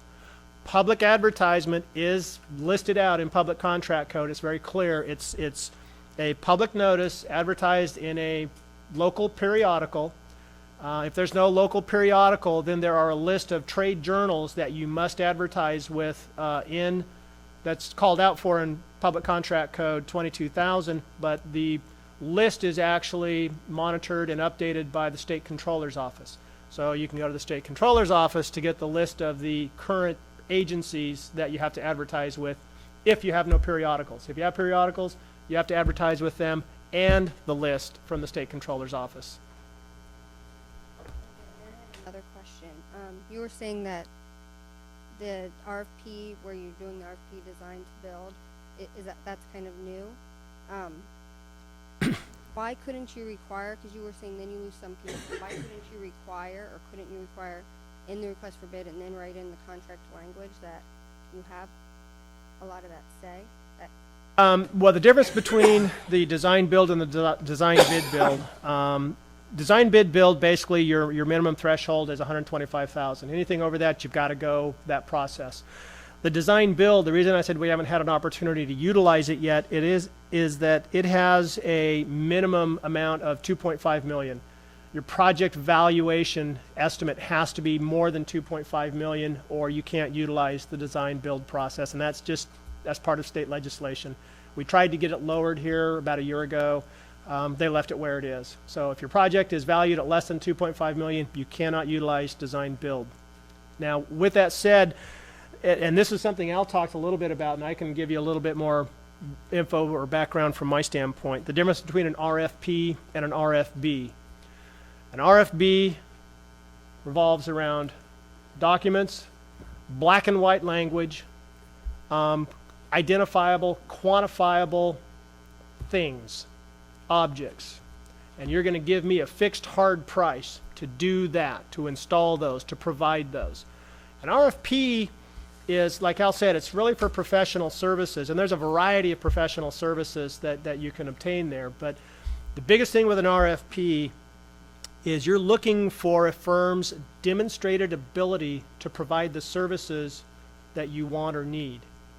Cost is not a factor. When you look at federal codes, and there are a couple of sections, and I can't recall the actual sections in Code of Federal Regulations, but they detail the whole selection process from an RFP standpoint. Cost is the last consideration. Your selection process must revolve around the firm's demonstrated ability to provide the services. And there's a whole, I've got a process that we've developed when we do an RFP. So I'm going to select an architectural firm to design a project. So I'm going to go out and I'm going to either invite or advertise to firms. And they're going to submit to me a statement of qualifications. Well, I have to have an entire review criteria established along with the points system, and if there's any weighted values to that point system, I have to have all that developed. And if I'm smart, and I usually am when I'm doing these, I attach that along with my invitation for them to participate so they can see exactly what my selection criteria is. Everything is as transparent as I can make it. And the reason I do that, and the reason this process has been developed, is because typically most architects and their firms are smarter than I am, and they're going to figure out how to wiggle around and make me do business with them versus maybe somebody else who might be more qualified. So it's imperative that you have absolute clear criteria that you're going to grade these statements of qualifications on, and then you follow that criteria. You don't deviate. I asked the question because I have experience with RFPs, but you said that then you lose some of the ability to have say in the design and the final product. But couldn't you write something into the contract language? It's when you're talking about control, it's hard to write everything into something that you don't know that's going to happen, especially when you're saying, we're going to hire you to not only design the project, we're going to also hire you to build the project. That is a huge process, and the county would be losing more control. Now, with the typical RFP, request for proposal, Brian's right. I mean, cost is not the main factor, or we would do it as a bid. I like to call RFPs a beauty contest, where beauty is really in the eyes of the beholder. I mean, it truly is. I mean, you have some firms that look really good on paper and people like, and another person looks at them and they look like a dog. It is really a beauty contest. But specifically to your question about control, it is hard. That's why I made the comment that he would have a fight on other fronts too, because we lose control. When we're designing the project, we are there, truly in there designing it. We've paid the designer to say, this is what we want you to do. This is what we have. When we do a design to build, we give them conceptually, and then they take off from there. And there can be things we like and don't like, but control to me is very important. And when you're getting, and he didn't say that in the beginning, when you start to get into $2.5 million, you really want to be all over that project. So that's why I jokingly said, well, I'm not crazy about it, because you lose that big control. And we'll have to see. There may be a time when the county builds a building that we want to do something like that. But considering the cost of doing all that, usually it's cheaper for the county to buy a building. For example, Wausau. We couldn't have bought Wausau for what we paid for. We couldn't have built Wausau for what we paid for it, just because of prevailing wage. I mean, that's like 25-30% of the contract. So there's things there. The other I wanted to point out two other things that Brian said about agenda items and business. When I'm dealing with business people, I always remind them of one day business decision for you is approximately 3 to 4 week business decision for us, because it just has to go through so many channels and usually finally up to the board. And that's a procedure in and of itself. 2 to 3 weeks to get something onto the board. And the other thing he kind of didn't mention is we usually have bid bonds. And bid bonds are real important, because we have put in a lot of time to get a contract, these bid documents done, and we get the lowest bidder, and for some reason oil prices go up the roof. He doesn't want to do it because a lot of this contract is involving oil. Well, we have a bid bond to say, if you fail to sign the agreement, then it'll cost you 10% of the value of the contract. Contractors don't want to do that. They don't want to lose that bid bond. Or we ask them to put it up in a cashier's check. They don't want to lose that. That's a lot of money. And if they lose it, especially a bid bond, they're going to have trouble getting a new bid bond for the next company. Because companies will give out bid bonds basically free. Insurance companies, they make their money on the performance and payment bonds. That's where they're really making their money. So those were a couple things. Oh, and the last thing, we usually like to do, sometimes I don't hear about it, we usually like to have a CEQA done before the award of the contract, because we want to have the board to say it made an independent decision that this project met whatever the CEQA we're asking for. If we do it after the award, then the board has already said we're doing the project. We've not made a, I mean, the argument is we've not made an independent decision Yeah. on that. If you go back and look at some of my checklists, that's one of the first things we do is when we first take it to the board to declare it a project, we either have already completed our CEQA or we're completing our CEQA requirements right then and there. And that's when we declare it a project is not necessarily when we ask the board to allow us to bid or to award or do anything else. It's generally a very early on process. It's where we establish a funding line and an amount. It's generally the first time the board's ever officially heard about the project and seen it. So, and if I can follow up just a little bit more on your question, there are documents that for the industry, and they're called bridging documents. That when you're doing a large design build project, that is how you maintain or establish a level of control over the project, and it's through your bridging documents. And typically, one of your bridging documents is going to be your CEQA. So you complete your CEQA because you don't want anybody else to do it. That's something that the agency, the owner, needs to maintain control over. And through your CEQA, that will dictate now some of the key elements and features of your project. And basically, the bridging documents, the more detailed they are, the more control you'll have over your finished product, and the less detailed they are, the less control you'll have over your finished product when you're doing the design build. So I give him my CEQA bridging document. Now I give him my other bridging document, which is all my wants and desires. The more involved that is, the thicker that is, the more detail you give him, the better likelihood you're going to get whatever picture you built in your mind. The less you give him, the more the design team has the leeway to use their experience, their knowledge, their skills and expertise to package what they discern you want and then deliver it forward. We've been going at it, and there may be some more questions. I'd ask that those wait till after. Maybe we should take maybe a 5-minute break, and then we'll have the last speaker come on. Thank you. Not a problem.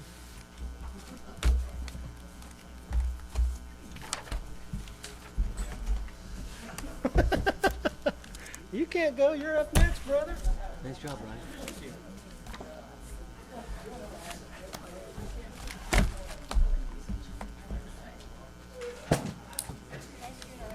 Absolutely. My question too is about the administrative oversight, like contract administration. If you're doing it with a department, would they oversee that, or?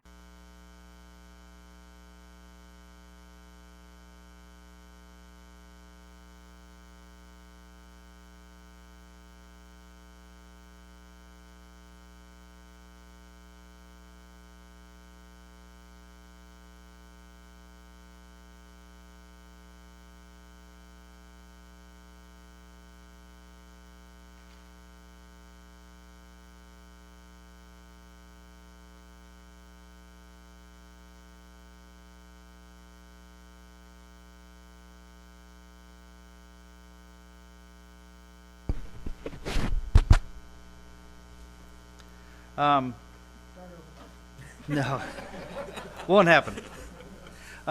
Unlike, it looks like most people have to take every single item to the board, as do we, but we have two things that we can do. I just wanted to comment on that without going to the board, only because we already have authority, and that is, by board resolution, we have authority to exercise options in leases. And by an ordinance that we adopted to save time, we are able to accept contracts for road right-of-way on a given project, only because we had already set it up by ordinance. We are also governed by many of the same laws everybody else is. We follow general plans.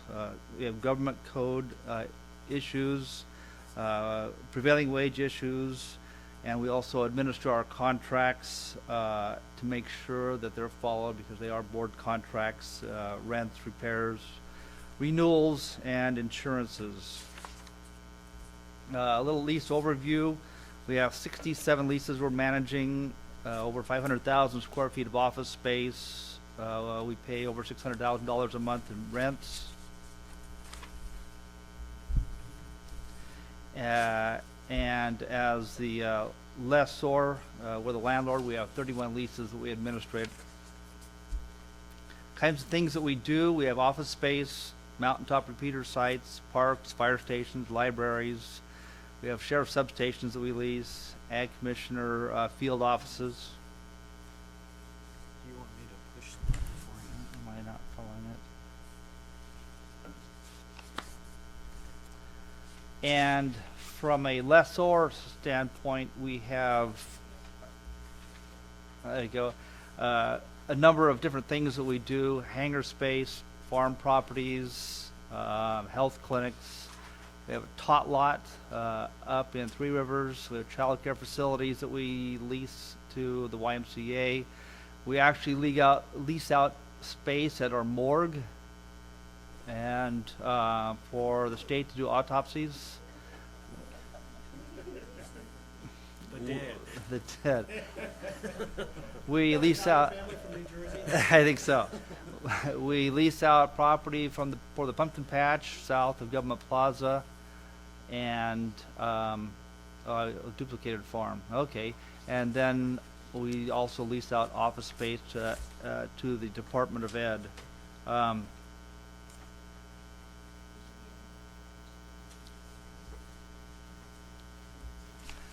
lot of our leases are unique. They're all different. We do have boilerplates, but each of the boilerplate leases are unique as well. The lease services that we provide, locating space. I want to emphasize that everybody is interested in acquiring space to run their particular programs, but we know we shouldn't be jumping the gun. There are certain things to do to acquire the space, general plan referrals, prevailing wage issues. We use local brokers to find space. We have many owners who are willing to build out buildings or buy buildings and build them out for us. Whenever we have an ultimate location in mind, we are governed by the government code. We have to go to the public entity for which a general plan is adopted and ask for a approval, as you will, to put the particular use within that area. I think they make sure the zoning's correct. And they want to know what kind of use we're going to have there. They have 60 days to respond. So it's important we don't jump the gun. We follow those rules. Lease preparation, we have a lot of boilerplate leases where it's kind of fill in the blanks, but they do have particular nuances. The second kind of lease we do are construction leases, which are a whole lot more involved. Typically, the owner's building it out for us.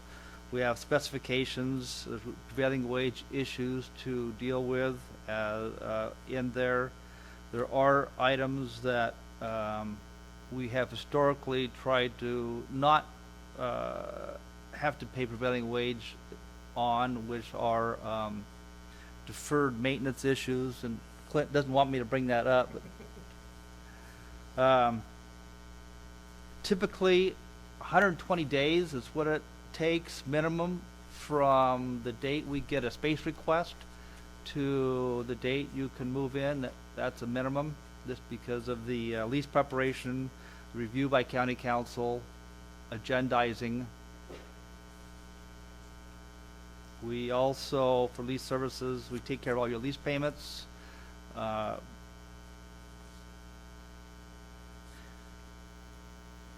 Repairs to lease buildings, my next item here. It's really important that we don't have staff do things in buildings that are not approved ahead of time by the owner. We have a few horror stories there where we have accidents that might have happened, something was damaged. We didn't have the authority to go in and do the work to begin with, and we've had to pay the consequences. We have had cases where staff have done things themselves at leased buildings, and as we moved out of them, it's cost us $10,000 to $20,000 to put the building back. It also involved a mediator coming from risk management to mediate with the owner to satisfy them. We handle all the lease renewals. We have a database that we look at monthly to come up with the leases that are coming due so that we can renew them before they expire. However, if they do expire, we have clauses, holdover clauses in our contracts so that we can revert the leases from a term to a month-to-month tenancy. Let me comment, because that can be a horror story in itself, because just because we're the county doesn't mean that we can stay there. So we have to have a lease, permission from the owner to stay there. So there have been horror stories where county officials or people, county workers have thought, well, we're the county, we can stay there. No, that's not, this is America. You can't just take a person's property.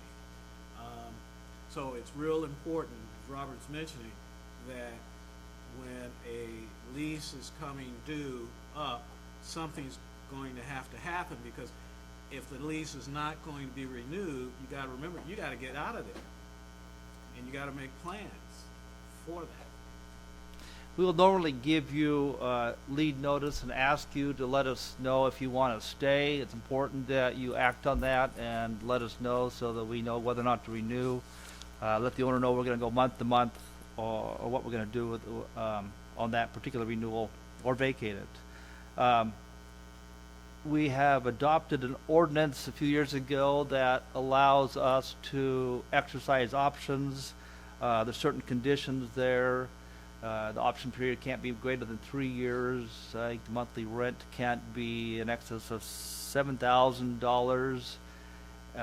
It still takes a letter from the department head to us, review by county council, and then the general services manager has the authority by this resolution to send a letter to the owner letting them know that we're going to exercise the option.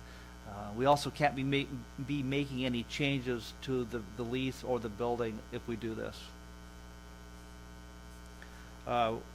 One of the bigger bugaboos for the county are risk management or insurance. Before we process a lease to the board, we have to have all the insurances in place, naming the county as additional insured. You guys are probably all familiar with that. The county council won't sign off on the lease until risk management has made their assessment of the documents to and approve the insurance documents that are in place.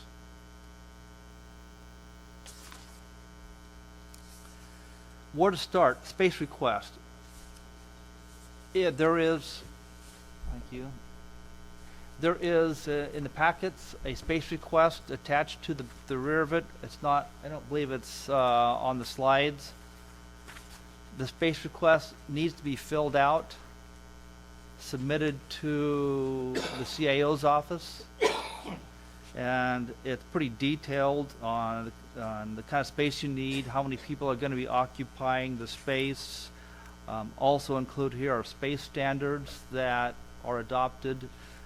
It tells every category of employee how much space they get. Talks about space for the size of conference rooms and amenities for the buildings. We have we have this electronically. It can be filled out electronically. If someone wants one to fill out, let me know. I'll send it to them. We have a policy about subvented versus non-subvented programs at the county. And it is, if you are a subvented program, you go in leased buildings. Non-subvented, general fund, you go in owned buildings. Little or no remodel, we'll do a boilerplate lease. County council still approves those boilerplate leases with the information we put in them. This is with a caveat that, of course, that the final approval is done by the board on new leases.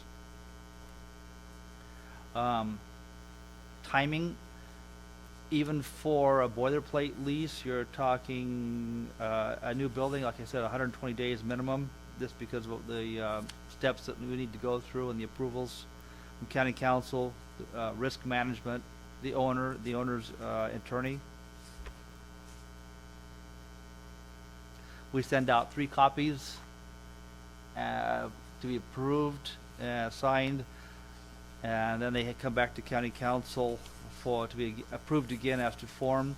One of the things you need to worry about when you are looking at lease space is your IT needs. IT needs to be involved early on, just to make sure that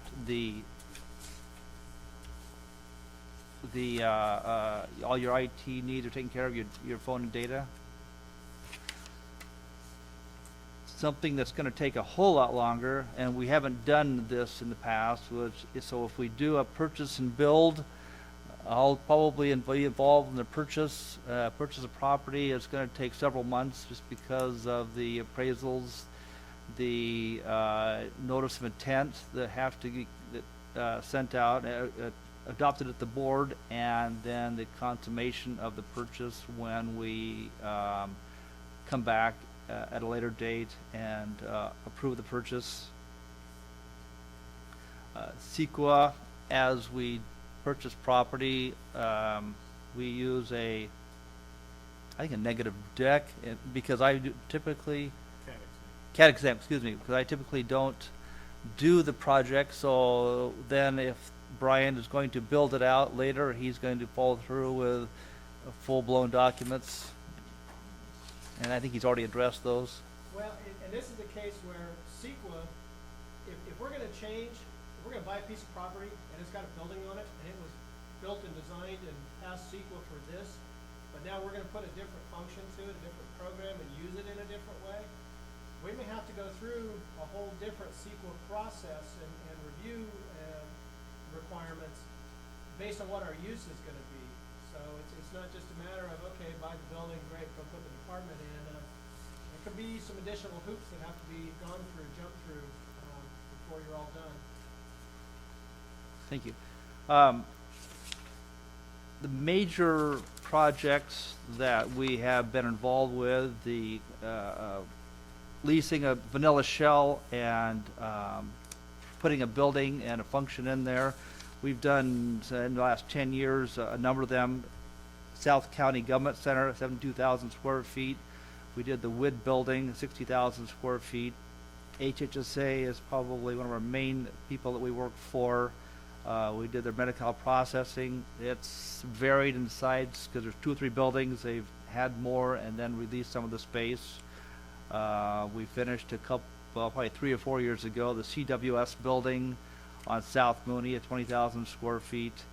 And most recently, we did the Visalia District Office.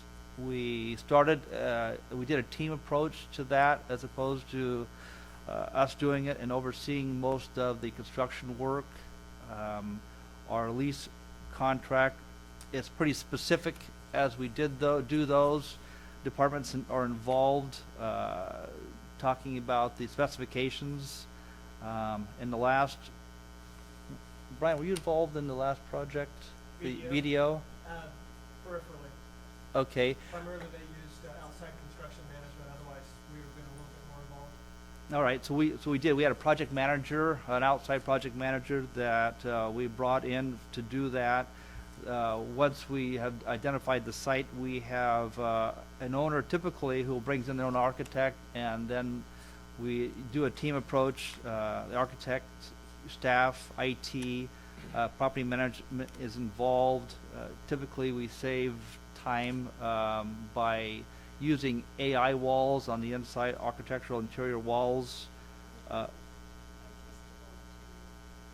do they call it now?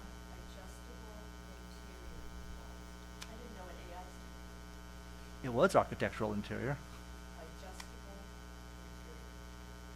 Is that what it's always been? All right, thank you. If you want to hold down your lease cost, and HHSA typically has, they have fronted the money to pay for IT wiring for their phone and data. It can be a sizable chunk, but then nonetheless, it will still reduce your lease costs.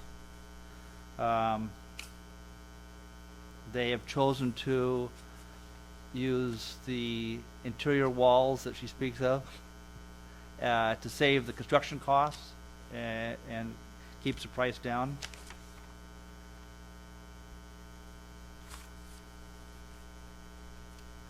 So the steps we're talking about for us are to get the CAO approval on your space request.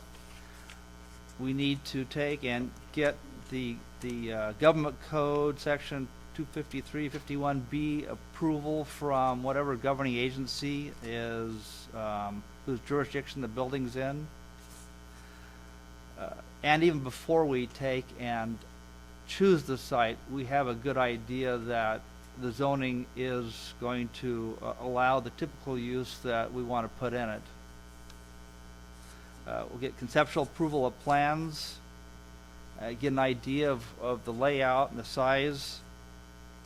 We'll do the construction lease preparation. We'll get Board of Supervisors approval on the lease. Even as we approach that, then that's usually when we have done the team approach and got together and had all of the input from the players in the team. And as Brian had pointed out, the architects involved, the departments are involved, the function and form, everything's important at that point. That's where typically property management backs up, and the architect and the owner and the department and the rest of the team are involved coming up with a floor plan and design. Finalization of plans. After the plans are finalized and the floor plans are finalized, then all of the architect needs to finish all the rest of the plans. Typically 30 to 60 days on the last project. At that point in time, then of course they apply for the building permit.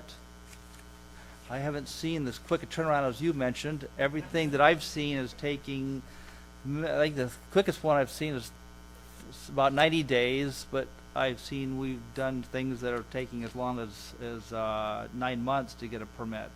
Maybe there's been many changes, but it has taken time. I think that's at the height of the market. One thing I can chime in, I probably should have when we were talking about this earlier. One of the reasons our process, internal county, takes a little less time is we're exempt from a lot of the different planning requirements that a private entity would be subject to. And there's planning commission review. County projects do not go before the planning commissioner. They don't go before the zoning administrator. So there's a lot of pieces of components that we're able to be exempted from. So that's probably the main reason why ours is typically a little shorter. Right. We're jump through all the same hoops that your landlords would. Right. We typically permit ourselves in our own building, even though we're in the jurisdiction of another city who has a planning department. But when you are leasing buildings, you still have to get the building permits from whatever agency is involved and in whose jurisdiction you're located. So we've already, the permitting, zoning issues, or maybe use permits to obtain if the zone isn't exactly right for the typical use that you want to put in the building. And then you have your construction phase and that's where our project managers helped out quite a bit. Even though we have a set of plans, there's lots of questions that keep coming up. And we've used last time a certified project manager, BJ Perch, that did the project for us. And I think it went pretty smoothly for that 32,000 square foot VDO building. At the end, after the punch list is done, and everything is completed to the satisfaction of the city where we're at, then they'll issue a notice of completion, certificate of occupancy, which would allow us to move in. It's important that you plan for enough time, plan your moves to happen close to that time. And in conclusion, we have certain forms, we have authority to do certain things, we have processes to follow. Before you get involved and talk to any owners, it's best if you talk to us and go through the process, get your space request approved. The way we make offers is approved by county council. There's nothing wrong with scouting for sites if you find a site that you want to use. It's going to suit your needs. It's within the right geographic area. We just need to allow enough time to complete all the processes to get you in your building. Any questions? While she's going, I just wanted you guys to know that one of the buildings, I thought this was amazing that they remodeled, was they took a drugstore and made it into a medical clinic. I mean, that to me was amazing. You're talking about X-ray radiation, dealing with hazardous materials. I mean, that's some of the work that was done, but was really done privately, because the landlord, after he got our specs, did it. I mean, they almost completely gutting a building and putting in. That was some major work that was done, that they have done. And the other thing I want to make sure is, I said in the beginning, you don't have authority to make deals. People have gone out and kind of made side deals with landlords, and that has created problems, big problems. We don't want to deal with those types of problems. I assume that when Bertha calls and says, hey, your lease is coming up soon on a building, that there's enough time allowed that if you wanted to shop around in an area that, or are we as the department supposed to keep track of when the leases come due and then contact you? What we normally do is give you enough time that we can renew the lease if that's the what we want to do. If we probably wouldn't know that you are not happy there and you wanted to shop around, because if that was the case, it's going to take quite a bit longer to find another location. However, if you do want to shop around, we cannot renew. We won't renew it. We'll let it go into holdover into a month-to-month tenancy. We can still remain. We stand the chance of the owner giving us a 30-day notice, asking us to leave. In this climate, that's unlikely to happen. But typically, no, we weren't planning for you moving as we give you a notice that your lease is coming due and asking you if you want to renew.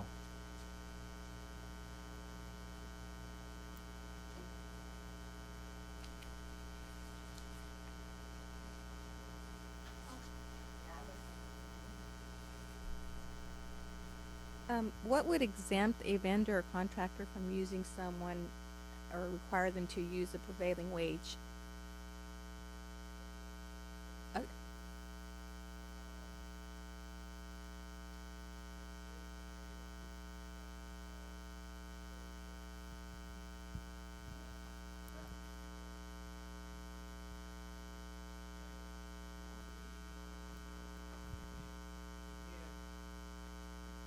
talked about public works being defined so many different ways throughout the California statutes.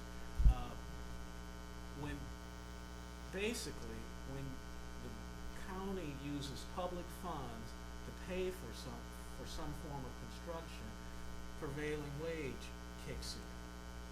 So it's hard for me to think of an example of when it's not going to kick in. For the types of things that are normally done, it's going to kick in. And usually when I get a call and say, and someone asks, does prevailing wage kick in? It's, well, they've hired a contractor, but the contractor works for himself. Guess what? It still kicks in. Even though he's the sole proprietor, it still kicks in. I can't think of one. I'm sure there are examples if I stopped and really thought about it. There are some examples. I guess less than $1,000. That would be a case, but prevailing wage is something governments are going to have to live with. I mean, it's just dealing with, that's part of life. I mean, and the owner has to pay that. If he tries to keep the profit, a cut-aside deal, he's going to be in trouble. He's got some serious problems. So it's not something to play with. It truly is not. That's not the game you want to go with. A couple of years ago, I was doing some research because our CIO at the time wanted to explore and had heard about some different avenues where we could lease a building and have improvements made that were not done at prevailing wage. And we did some extensive research, and the only example I could find was, I believe it was City of Los Angeles, and they did some. And number one, they're a charter city, so they're not subject to general law. They're charter, they create their own laws and rules and regs. But even with that being said, they're limited in how much they can exempt themselves from prevailing wage. And anytime they do, they're going to be subject to challenge from any labor unions, any group that chooses to challenge them. They're still going to have to defend themselves if they choose to exempt themselves. But in this case, what it revolved around was trying to get to the stage where a public entity could lease a building from a developer, have that developer do the improvements at less than prevailing wage, and then also end up at the end of the lease owning the building. They did it, they got challenged. I don't know the outcome. Long and the short of it is they don't do it anymore. And it revolved around, they had to involve the state franchise tax board, the controller's office, the local board. I mean, it was extremely convoluted and difficult. And for anybody other than an agency the size of county or city of LA, I can't see any government agency trying to take this on. Personally, from my experience, the rules and regs are not meant to be easy. They're not meant to be convenient. They're the result of past transgressions, of bad people doing bad things, and that's the way it is. We get to deal with it. You know, I take it a little different view. If you know the rules, you have freedom. If you don't know the rules, that's when you have your problem. So, and Brian's right. The county or city of LA doing something is a lot different, and if they're willing to take the risk on some of their projects, they can truly afford to take that type of risk and pay for it out of their general funds, especially when we're talking about subvented funds that the county could lose if we do something wrong. So, question of risk, I guess, in that sense. We had one charter city that volunteered to find a building for us, build it out, and then we found an owner. They built it reasonable. We put a sublease together to rent the building. The ultimate tenant was the county, but this charter city said that they were exempt from prevailing wage laws. As it turns out, after it was all said and done, we had provisions on our lease that exempted us from any liability should someone argue and win the case that it should have been prevailing wage. Well, the city lost that case. We continued our rent at the pretty cheap rate, and the city ended up having to put a lot of money out to the contractor and to the people who worked on the project and then paid the prevailing wage after all. And the caveat here is that indemnification may not work with a private entity. This was a city. The county government entity should know whether they have to pay prevailing wage. I don't think the courts are going to put the burden on the private contractor to say, well, I didn't know. And in all our agreements, we say you're paying prevailing wage. Then when they say they didn't know, we can say, oh, it's in writing. Again, the documentation part. We've gone on for a long time. I just wanted to, I know you guys are ready. I just wanted, if you noted a kind of a common theme through both purchasing, capital, and leasing is they're talking to architects. They're dealing with prevailing wage. All of it's common, and funding. All of it's common, but it's also kind of different. I mean, Robert doesn't have to worry about bidding. Brian does. Purchasing has to worry about, but they have different rules on bidding. So there's a lot of common theme in this. I hope the purpose we had was let us do it, and don't you guys go out and do it. And if we got that done, then we've accomplished something. Hopefully we scared you. And I guess if I can follow up with one last little closing. Oh, was there a question? I'm sorry.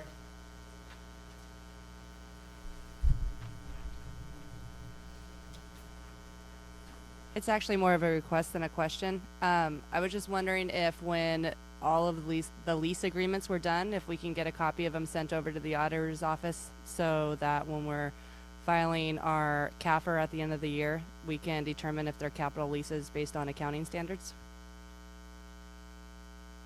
I thought that the leases went to the auditor when were submitted for board approval.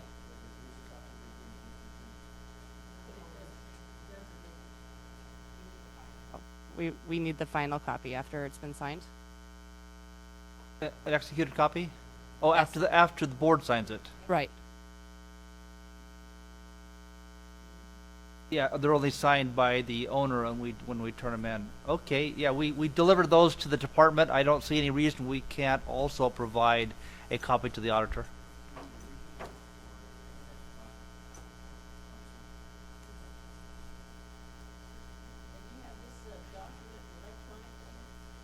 Is that the space request? Yeah. Yes. It's also on the website.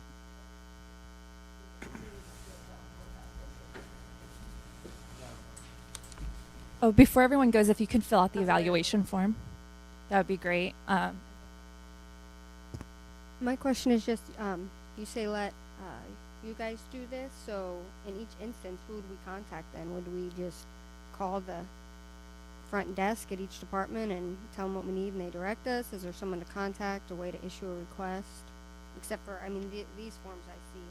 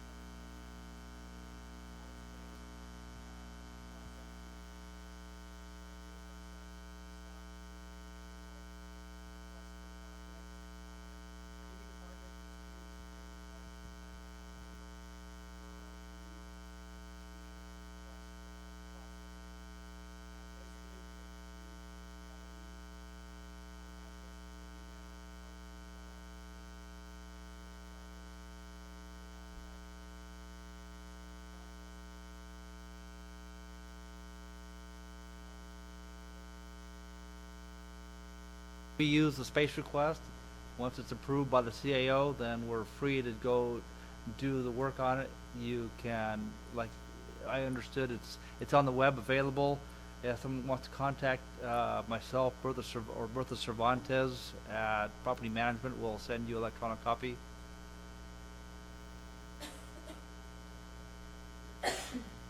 If all else fails, just call purchasing, we'll direct you to the right one. Yeah, call us, we'll help you out. Usually, sometimes we, talking to you, we can kind of tell you exactly what you'll need to do, whether you need to go to the board or whatever. Well, if that's it, we are happy that you came. Have a good day. Again, could you please fill out your evaluation sheets and give them to me as you exit?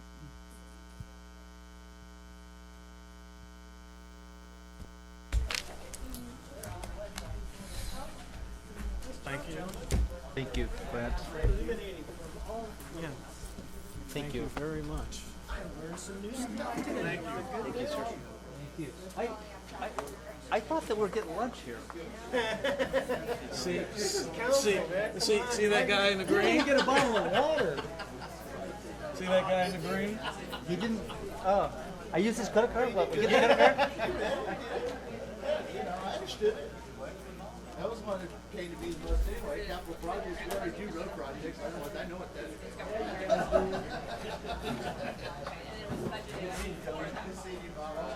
I'll probably see more of it about a month or so.